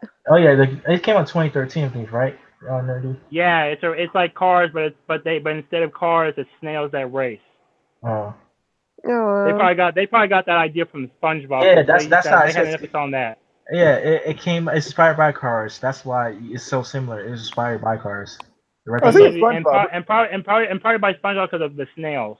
Yeah, I think it's SpongeBob. Between Shrek and SpongeBob, who do you say is the most like quintessential, iconic character of the Oz decade, particularly for children? I would definitely say SpongeBob. That's sure. SpongeBob for sure, because SpongeBob was like every year of that decade. Every Yeah. year. Shrek only had 3. Yeah. Yeah, like sort of like how The Simpsons in a way was for. I don't know if it did. Well, that's for the older audience, but maybe 90s. for like Rugrats was. But it for, started off as a kids show. I heard Simpsons started off as a kids show, then it moved to more of adult. Yeah, I would tell you. Yeah, when it comes to like kid related, yes, Rugrats would definitely be the one for 90s, and then SpongeBob for 2000. Yeah. Rugrats. Yeah, I can definitely see that. Rugrats. Yeah. Yeah, and I don't know. I mean, you maybe say Adventure Time, but the tens is kind of the first decade where I'm starting to associate people who watch cartoons more with adults than with kids these days.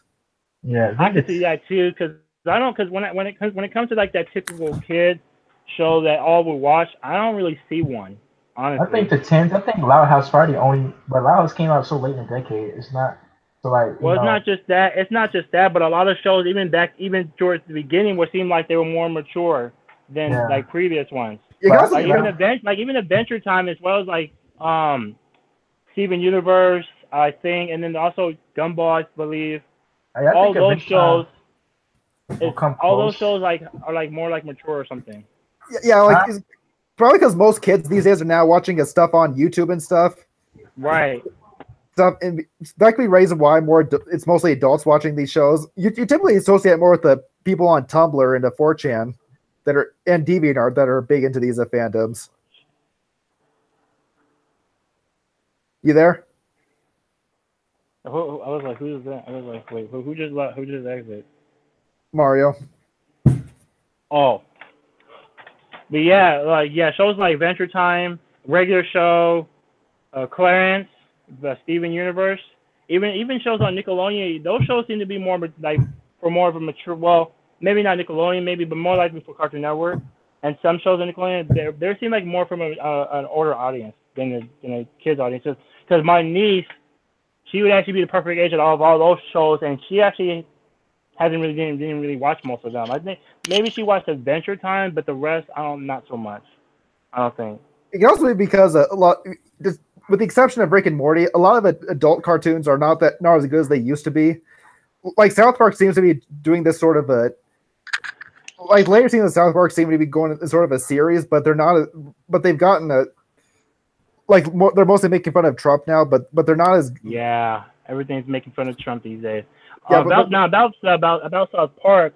Oh man, actually I was just watching some old episodes of that, and I can't believe it's been I think 7 years since I've last time watched South Park. Yeah, not only South Park, but Family Guy. I mean, everyone says Family Guy went downhill. Yeah, good thing it's actually a good thing I also stopped watching that too, because the last year I watched a lot of that was probably like 2014, 15, and then I haven't watched that really in the last 3 years. Same thing with American Dad. I mean, I haven't really seen much of that either in the last 3 years or so. And I wonder when these shows are eventually going to get canned, because I know South Park has been going on for well over 20 years. Family Guy is near that mark. Simpsons is Family almost. Family Guy, I believe, is supposed to end soon, because I remember I may have read at some point that it was supposed to end in 2019. I think. Yeah, Simpsons is almost 30. Yeah, and that's also supposed to end too, because I remember reading that they're going to end that in 2019. So it should have ended long ago, and the guy who made it should have retired. It didn't make it long ago. I know. But yeah, with the exception of Rick and Morty, there doesn't seem to be too many good adult cartoons that seem to be too popular nowadays, which could maybe be why more of them are watching kids' cartoons. Probably. Because, I mean, aside from Rick and Morty, I really don't see that many. Like the ones that are supposed to be for this decade alone, I don't really see that much. Yeah. You had Beavis and Butthead for the 90s, and then you had maybe I could say Family Guy for the 2000s, but there doesn't seem to be an equivalent for that for today. Maybe except for Bob's Burgers, but you know. Yeah. Also, would you say that what year would you say it seems like a first-person shooter started to become less dominant in the gaming? Would you say around 2013? Say that. Repeat the question, please. When it seemed like in the video game industry, first-person shooters started to become less dominant, because back in the early 10, they were pretty much everywhere. Like they pretty much oversaturated the market, you know. I don't even know if they've actually declined because people actually still play them these days. Like whether it's Call of Duty, Battlefield, Fallout. I don't know if that's a first person, but there's like so many shooting games. I can't think of right now why would it be declining. But the last time that was less dominant was probably like before the late 2000s or so, or early 10s. Yeah, because I mean, I guess you could also count that was the last time I saw them like being less dominant. Yeah, because I guess you could also count like the motion control games like the Kinect, but that's mainly because Microsoft was pushing it. I don't know too many people that. I mean, casuals obviously played it a lot, but most hardcore gamers stayed away from that. Mhm. Yeah, they were mostly placing shooters, but now it seems like more genres are starting to become popular now. Like I know, is Fortnite a shooter? I have no idea. I mean, I've heard the game, but I haven't really played it. Like I know a lot of the strategy games are starting to become more popular. Also know that platformers are starting to make a comeback with Mario Odyssey. That's true because while I unfortunately haven't played the game yet, I heard it was fantastic.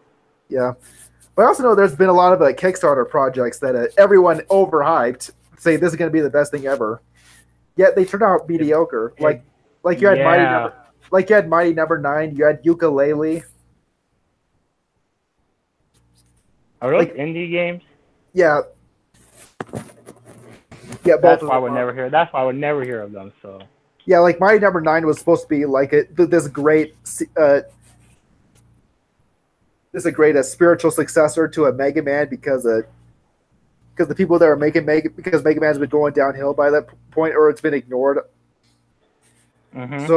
So these people broke off and wanted to make Mighty Number 9, and everyone hyped it, but it turned out to be mediocre. Same thing with Yooka-Laylee. Like Yooka-Laylee is supposed to be this great spiritual successor to the Banjo-Kazooie games. Like, you remember that one? Banjo-Kazooie, absolutely, but I never played them. But do you remember the Yooka-Laylee game? Not at all. Yeah, that was a big Kickstarter. Like everyone hyped, but the game turned out to be very mediocre. Yeah, that's the last thing I would love to. That's the last thing I would like to play. The game that has so much hype, and then you find out it wasn't as good as previously thought. Yeah, I would hate to have that. Yeah, that's actually why I've had a hard time this whole decade playing most games. I mean, of course, there's a lot of variety out there, especially the fact that there's a lot of independent industries there in the game industry and all that. But the problem is there's so many games out there that you want to play them all, but what if they end up being terrible than you think? The problem is that there's less room for innovation now because pretty much everything has already been done. True. Because back in the 80s, I mean, back in the 70s, 80s, and 90s, there was tons of room for innovation. People were trying out new things. And not only that, but also there was a lot more. People actually took a risk. These days, they don't. Yeah, like the game on the Dreamcast, Shenmue. Yeah. Yeah, like that was. I heard that was one of the most expensive games at the time, and yet it didn't turn a profit back. It unfortunately commercially failed. I mean, it was a great game, one of the best games of all time. But the thing is that they made a huge financial risk with that game, and they lost a lot of money. Man, that sucks so hard. Yeah, I'm trying to think. Do you think that could have been? I'm not saying it was the most, but do you think it could have been a contributing factor to the Dreamcast decline? Yeah, I'd actually say yes because Sega because the reason why the Dreamcast was discontinued prematurely was because Sega lost a lot of money. In fact, it was pretty much dead on arrival. There was this. I heard there was this one billionaire. I heard from this guy Adam Koralik, who pretty much kind of saved the Dreamcast in a way. Like he tried to make the Dreamcast work. And I heard he died in 2001. Fuck. I think I know who you're talking about. Cause I just read. I was reading an article, not an article, but I was reading like the history, and somebody did die that year. I forgot the name, but now thinking about it, had he still been alive, would Sega still be making consoles? Yeah, and I also wonder if Shenmue would have been more popular on another console, particularly the PlayStation. I wonder if that could have been because I know a lot of people point to a Grand Theft Auto 3 as the game that made a big shift in the gaming industry. Yet Shenmue did a lot of this stuff first. Well, I don't think that game would have. I don't think that game would have been on any other console because, again, I bet because at the time Sega was still making games, they were probably trying to aim for the exclusivity like Nintendo was. Yep. And I mean, you also have to think about PlayStation also had their own like Spyro, Crash, Metal Gear, Final Fantasy. Yes. It came in PlayStation like then, but first it was like Nintendo. But yeah, Shenmue, I don't think it could have been on PlayStation then. Well, I'm saying if it was, if someone other than Sega made it. It had because of the PS2 coming out and being the most popular console not of that time, but also of today, maybe most likely, yeah. Yeah, because that's how maybe Grand Theft Auto 3 became popular also because it had a head start with the first two games. Were popular on the PlayStation. And Dreamcast, because I also read about the history about that. The first GTA was only PlayStation, and then I believe PC, and then the second one I think was like also PlayStation as well as Dreamcast. I'll have to check that out. But yeah, Grand Theft Auto 3 pretty much introduced the whole sandbox genre. This open world. Yeah, because there really wasn't no games like that before, from what I remember. Yeah, in a way, I'd point to Shenmue as a precursor not only to Grand Theft Auto 3, but also a bit to Animal Crossing. It feels sort of like a mix between those two, even though it's not because it came out earlier. Oh wait, Animal Crossing is an open world game. Well, in a way, it's one where you talk to people, and it's kind of like The Sims, only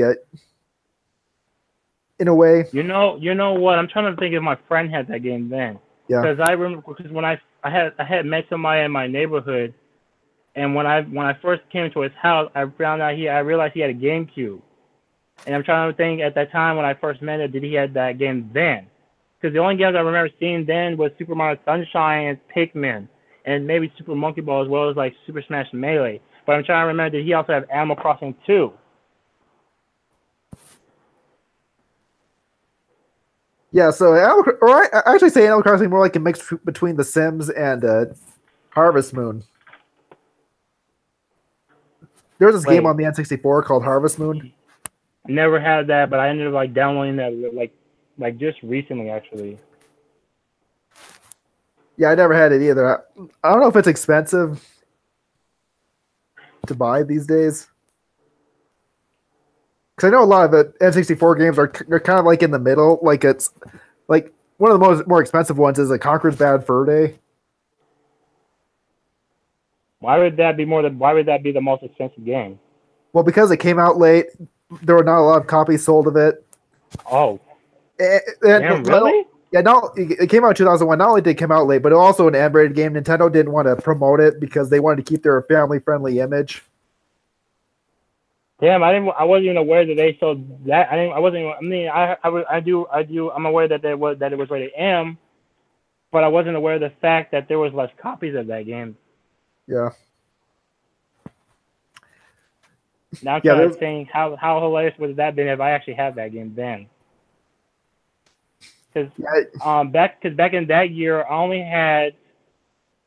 had two games, and that was just Paper Mario and Mario Party 3. Oh, Paper Mario? Yeah, I had that, but unfortunately, in my case, I only rented, and it was such a good game, but it's sad I only rented it. Yeah, I think that's I consider Paper Mario to be probably the best age game on the N64. Like it still looks the best to this day compared to all the more blocky stuff. I can agree with that because you know what, and I actually replayed it like just a few years back, and it's still a great game to this day. Like not only what you just said, but oh man, like the controls, like a lot of items you can actually get. I mean, there's like so much to that game. I mean, man, and not only that, but that game also introduced certain characters that would be seen in like future in Mario installments. Talking about the pink bomb. Not just that, but all those stars that you have to Oh. save. They would be found later on in futuristic installments. Yeah, and I know the sequel to it is often regarded as one of the best. Paper Mario Thousand Year Door. I heard that. I remember that game too, but it's unfortunate I never had it. Yeah, I just got it recently because I never had a GameCube back then. Oh man, really? Yeah, I had the PS2. Oh. I mean, which was fine because you had the Jack, Ratchet, and Sly games. Oh, that's true. My friend had that. Well, my friend he actually had all of them, but he was able to play like all different types of games, from like Mario Party, Super Mario Sunshine, Smash Melee, to Jack, Sly Cooper, Kingdom Hearts. So he had, like I said, he had everything. So it was like, and Like, me too. I even had all the consoles too, but unfortunately for my Like all the in my case, I didn't. like I by didn't have all all the the games consoles, like you that. mean like PS2, GameCube, and Xbox? Yeah, he had all that. He didn't play the. I don't. From what I remember, he didn't play the Xbox like that, but he most likely played the GameCube and the PS2. But yeah, he had all of them, and so did I. But unlike my friend, I didn't have a lot of games for all those consoles. Yeah, the main reason I bought the Xbox was mainly for Shenmue 2. Oh, you know what? I think I remember reading. I think I remember reading that came out on that console. Yep, like a lot of us, Because the only okay, like a lot of because the Sega only games. because And the I, only Sega game that I had at that time was that Jet Set Future game. yeah, and I mentioned this in a previous stream. A lot of us Sega games that were planned to be Dreamcast sequels came out on the Xbox because they had the best relationship with Microsoft over Sony and Nintendo. That's totally true. Not only that, but actually that you mentioned that it's not only that, but also the fact that there's a lot of games that I was looking at the history on Xbox that was supposed to have been like a Dreamcast game. Like there was supposed to be like there was a third Toe and Jam game. There was another there was actually like some of these Sega racing games. Super Monkey. Well, no, that was GameCube, but that could have been on Xbox honestly, because it was a Sega franchise. What else was another one? I think did any of the Space Channel game come on the Xbox? Maybe I haven't heard of them. Because that was also a Sega franchise as well. Yeah, because when I was looking at the games that came out on the Xbox for regarding Sega, the only ones that come to mind is the some of the Sonic games, Shenmue 2, like you said, Jet Set Radio Future, and some of those Sega racing games. Yeah, like the Xbox had more exclusives than people realize, especially compared to its successor, the Xbox 360. I mean, the Xbox 360 also had more exclusives than people realize, but to a lesser degree. And you know about that, there's actually a few exclusives that unfortunately never made it beyond the original Xbox. Like it's one of the earliest Xbox games, Fusion Frenzy, did not unfortunately come back as a sequel on the 360. Yeah. Hold up a minute. Just hold up a minute. Let me type that in, so that way we can get a good clue of what was only an exclusive on Xbox that did not come on the 360. Oh, this would be good.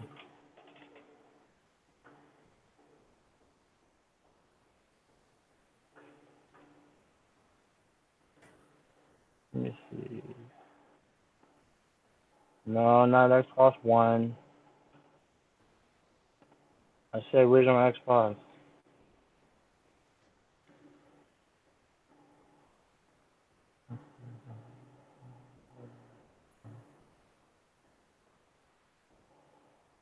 All right, here we go. The exclusives that only came on the Xbox and would have not come on any other console after that. Some include Project Gotham Racing. Oh, here's another Sega game that came on there from the Saturn time period, Panzer Dragoon. Oh, Panzer Dragoon. That was I read that was actually originally a Sega Saturn. Yeah. Yeah, in fact, Panzer Dragoon Saga is often considered the holy grail of the Sega Saturn. Like, it's considered the best game, but it's also the most expensive. Like you have to be lucky to get it for under. It's like $400 to buy it. Damn. But yeah, I'm looking at that the sequel for the I guess to the Saturn one, and that's actually an exclusive on Xbox. So you won't be able to get that on any other console. The next few that come to mind is Project Gotham Racing. Mechathon is an Xbox exclusive. Jade Empire, Kingdom Under Fire. The third Dead or Alive, that's also an Xbox exclusive. Gun Valkyrie, Dungeons and Dragons Heroes, that's also an Xbox exclusive. Steel Battalion, Voodoo Vance, that's also an Xbox exclusive. They made a Buffy game for Xbox. A what game? They made a Buffy game. A Buckley? Buffy, like the vampire, they made a game Buffy. after that. Yeah, I'm like, what? They made a Buffy game on the Xbox? Yep. I thought that would have been too late. Yeah. Like, not only were there a lot of exclusive on the Xbox, but it was also pretty much the definitive console to buy multiplats because it was the most powerful and the games looked the best, especially through component cables. You there? Yeah, I'm here. Yeah, because with the Xbox, the games looked the best through component cables, and they were also cheap. Like the GameCube, it's pretty much hard to find the component cables for that console. They can go well over $100. Well, for the PS2, like they're cheap, but it doesn't look as good. Yeah. So usually when people, especially these days, they want to buy a multiplats, they're going to buy them for the Xbox over the GameCube and the PS2. And not only that, but you know what? You know what's a better way to do is to get that I don't know what they call it, but there's this core where it has all three, and I've had those before. Yeah. That makes it much easier than just getting one of all. That makes it much easier to get than just get each individual one. Oh, you're talking about for the consoles? Yeah, because I had a composite cable that had all three together, where all I would have to do was plug them in, and that's it. And they also had one for the PS3, 360, and the Wii as well. Oh. Do they have something like that for the PS1 and... Well, I don't think they have one for the PS1 and N64, though. Maybe because they actually use the same one, I think. Because I know a lot of them don't do that for, even though these are not in the same generation, but they're from the same company, the Super Nintendo, N64, and the GameCube. Yeah, they all use the same one. Yeah. And I don't know if the Wii, I think the Wii may use a bit of a different one. Yeah, theirs is different from what I remember. And then when it goes to the PlayStation, yeah, the PS2, the first two, they can use the same one. It's just the Xbox that has its own core, and you can't get no other one for any other Xbox console besides that one. Yep. Anyways. All right. Well, here I'm still looking at some more Xbox exclusives. Some others that include are also are Blink's Time Sweeper. I actually the Blink's had that Time game Sweeper, yeah. I had that game at one point. So that's an Xbox exclusive. This also reminds me. You also had is an N3 platformer. You also had a Voodoo Vents on there. You also had this Oddworld Munch's Odyssey. Let me see if that's even on here. Let me see, because I'm looking at that list right now, and I don't even see the one that says Odyssey. It's an Oddworld. Hold on. No, I don't say that. It starts with an O, right? I believe so. It's not on there. The only two that start with that, it says Otogi. Does that have Voodoo Vince on there? Yes. All right. Yeah, that was another Xbox exclusive for 3D platformer. It's just And weird also, to think. go ahead.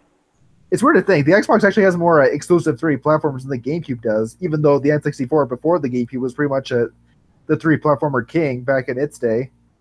You know, and I actually agree with you, because honestly, even though I had the GameCube and all, I really don't remember that many exclusives like that. I mean, of course, you have your typical Nintendo, but that's it. Yep. I don't really remember that many third-party exclusive games. Yeah. Because that's what Sega tends to have. Sorry, not Sega, Xbox. Not only do they have their own, like Halo, but they also have a lot of the third-party exclusives as well. Yeah, it's mostly from us. Like, of course, it'd be either third party, second party, since Microsoft doesn't make games. And then other ones that include are there was actually another Conquer game. Oh yeah, Conquer Live and Reloaded. That was pretty much an updated version of a Conquer's Bad Fur Day. But that's because most likely, but that's not because of Nintendo and all that, but that's because of the company that made that end game sold to Microsoft, and they went from there. Yeah, it's weird to think that it was actually more censored than the N64 version was. Like in the original one, when the Great Mighty Pooh would say, "I'm going to throw my shit at you," yet in the Xbox version, there's just a fart sound for that. Weird, and you would expect Xbox to be more mature than Nintendo. Yeah. Like, I wonder why they did that. I heard it was actually originally supposed to be even more uncut, but I don't know what happened. Yeah, there's a lot of other games that were also exclusives. Like one that comes to mind, for Forza Motorsport also was an exclusive. Yeah, that's one of the game I got with my Xbox 360. It was a bundle with Forza Motorsport 2 and Marvel Ultimate Alliance. And then there's some games called like NFL Fever and Nightcaster. Those were also exclusive. In NFL, usually you think any NFL game would be a multiplat, you know? Yeah, but this one where it says NFL Fever, they were all an exclusive. Yeah, because not only the multiplat, but they also tend to be the cheapest ones to buy. Like, I know a lot of people with the N64 games, like when they want to import Japanese games, that they want to play on an American console, they'd flip the backs with the Japanese game and the American sports game, so that they could fit it in the American N64. Have you heard of that? One more time. It's like where they have it's like where they take a Japanese N64 game and an American sports N64 game, like a football game or something. Yeah. And they flip the backs because they disassemble the cartridge, and then they take one back and they like switch them over so that the Japanese one can fit in the American N64. Yeah, that's what they do to play Japanese games on an American console. Yeah, that would have been hard to find because I don't really remember that many Japanese exclusives ever being released in the American market. Yeah, like the one that most comes to mind is I believe it's called Sin and Punishment. And that's a Nintendo exclusive, right? I believe so. Like, it was also on the Wii's Virtual Console. But it's Japanese. Yep. Yeah, the only way for anybody to have played any of those games, too, you would have to go down on an emulator. Yeah. But I shouldn't be surprised because, I mean, Nintendo's from that country anyway, and obviously, when it comes to Japan, of course, they're going to have games only for their market. Yeah, and I believe they even sell they're originally a trading card company. I believe That too. I believe they still sell trading cards in Japan. I'm not sure because they probably do because I did see the history of Nintendo that they were a trading card company. Maybe they still do, but I'm not entirely sure. And then and then you've also looked at the differences between Nintendo of Japan and Nintendo of here. Oh man, there's so many. If you want a prime example, take a look at some of the games content that they have. Yeah, that's pretty much the. Like I know in Japan they have more porn games. Not just that, but also Nintendo character. There's like a lot of Nintendo like this the franchises that are actually more that feature more mature content than the American Nintendo stuff. Like I believe Fire Emblem is one of them. I think so, and then also even Mario games had it too. Yeah, I mean, well, even though Mario is more versatile because he's the most popular video game character in the world. Right, but you have to also think about Japan.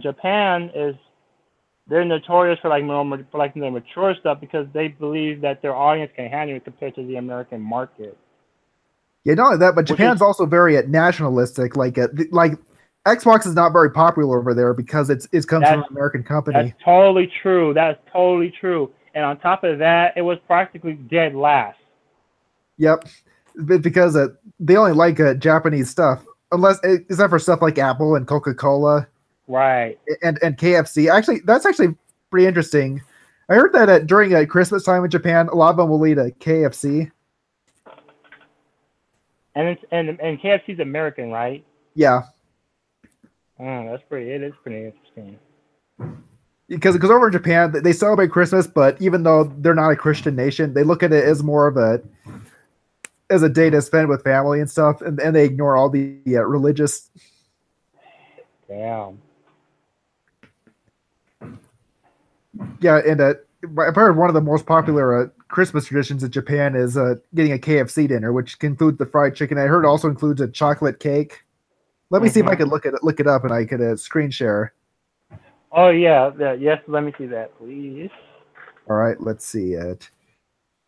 There we go. Google Images.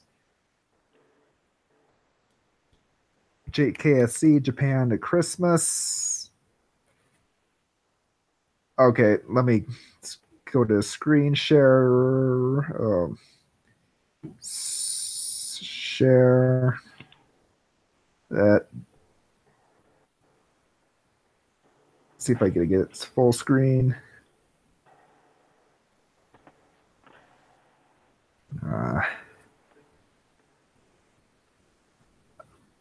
This is the picture right here. Can you see it? Yes. Yeah, so it's like a fried chicken. I think this is a salad right here and chocolate cake. Oh, wow. That would be pretty interesting to eat KFC on Christmas. Yeah, I actually like to over there. The taste is probably different compared to here. Yeah, probably. I mean, if I look in this picture, it looks more breaded, and it looks better. Because I know. I know. And I think it is better because here in the U.S., KFC gets a very bad reputation. A lot of people are now going to Popeyes now. Like really? Yeah, because KFC gets a bad reputation for their food being greasy or their stores being dirty and stuff. Damn, I thought Church's Chicken would be the worst. Yeah, because I know that KFC has been on the decline lately, while Popeyes has been on the rise.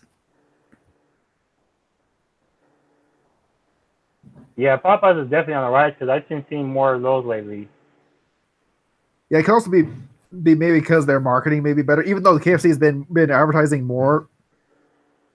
I don't think it's really working out for them. Mm-hmm. With their Colonel Sanders, of course, it's being the fake one and everything. Oh yeah, I saw like a headline about that. Yeah, well, Popeyes is, I think, the more Louisiana fast or I think that more home style kind of a commercial makes it feel more inviting. Right. I think that may have something to do with it. But hey, Lilo.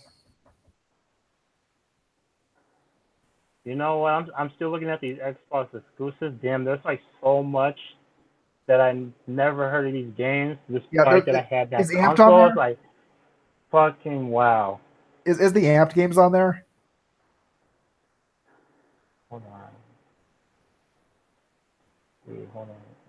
Oh yes. Are you talking about Amped? Yeah, those are snowboarding games. They're kind of like the SSX games. Yes, they're on here. Yeah, that was pretty much the more definitive for those that are into extreme sports games. For Xbox owners, I heard that's one of the best. I mean, it doesn't get as much praise as SSX3 does, though. Yeah. Like I said, there's a lot on here. Like there was a game called Whack, Warpath, Virtual Pool. It's all about billiards, Unreal Championship, Ultra Bust a Move. Haha, that's a good one. Transworth Snowboarding. And then there was another version of Tony Hawk's Pro Skater, but it was called 2X instead. Yeah. And then there's like the Tom Clancy's like games like Ghost Recon, Rainbow Six, all that stuff. Yeah, I've had those. And then like I said again, Toe Jam NO3. Ghost Recon. Did you say Ghost Recon is exclusive? Because I have had that on the PS2. One more time. Ghost Recon, Tom Clancy. They have a few. They actually have a few Ghost Recons on here. Oh. Like the two they got on here is Island Thunder and Summit Strike. Because I've had Ghost. I mean, I used to have it. I got rid of it on the PS2. Yeah, the one you're talking about is not on here. Yeah. Anyways, I think. Oh, there's one more that I also had. Star Wars Knights of the Old Republic. Oh, Star Wars. That's another thing. I don't think this was exclusive, but Star Wars. I think it's Star Wars Battlefront. Oh no, it's not on here. It's just this Knight of the Old Republic and Obi-Wan. That's it. Oh, and Star Wars Republic Commando. Those are the only exclusives that was on Xbox. Yeah, even though the way people talk about, I think it's Star Wars Battlefront 2. They talk about like it's an exclusive, probably because it's the only one that people these days are collecting for is the Xbox version.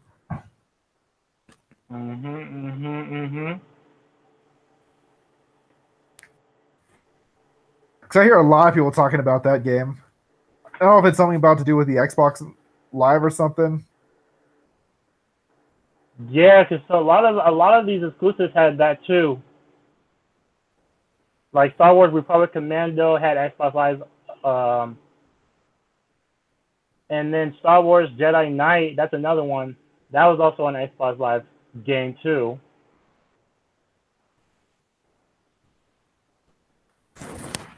Yeah. Oh shit, Shrek was also an exclusive. Oh wait, a Shrek game? Yes, they have a Shrek game on Xbox, and it was only for it was only for the Xbox, and it's rated T. Oh, that's weird, especially if it's rated T, because the movie was rated PG. You know, that's awkward. Oh, World Coaster Tycoon was an exclusive on here. There's this game series called Serious Sam, that was also an exclusive. Rally Sport was an exclusive. Pure Pinball was an exclusive. Pro Fishing Challenge, that was all an exclusive. The Pirates of the Caribbean, they had an exclusive on there too. Gosh. Outlaw Volleyball? Oh yeah, I've heard this game before. That was another exclusive that was on Xbox. Yeah. Ninja Gaiden. But it's only Ninja Gaiden, Ninja Grid, the first Ninja Gaiden, and then Ninja Gaiden Black. Those are like the Wii 2 that were exclusives on Xbox. Oh, I didn't know that because I know Ninja Gaiden started on the NES. I didn't know because I thought they'd be on the PS2 as well. If they made Yeah, feature only two of them were on Xbox as an exclusive. Yeah, I wonder if there was different versions on the PS2. Like, I wonder if they're like pretty much the same game, but I wonder if they went by different titles or different alterations, maybe. Other ones that come to mind is the MotoGP. That was also an Xbox exclusive. So, anyways, I think I might be wrapping up the stream now because I do need to eat dinner. Okay, no, that's fine. You gotta do what you gotta do. Yep. But this has been a good stream. I may or may not be able to do the stream next week. If I'm not, I may be able to do it the week after because I'm going to be pretty busy next week with work and everything. No worries, man. Me too, because I have a huge birthday coming up ahead next week. Yep. Anyways, see it. Same here. I'll see you back on the 2000s and Poppedia.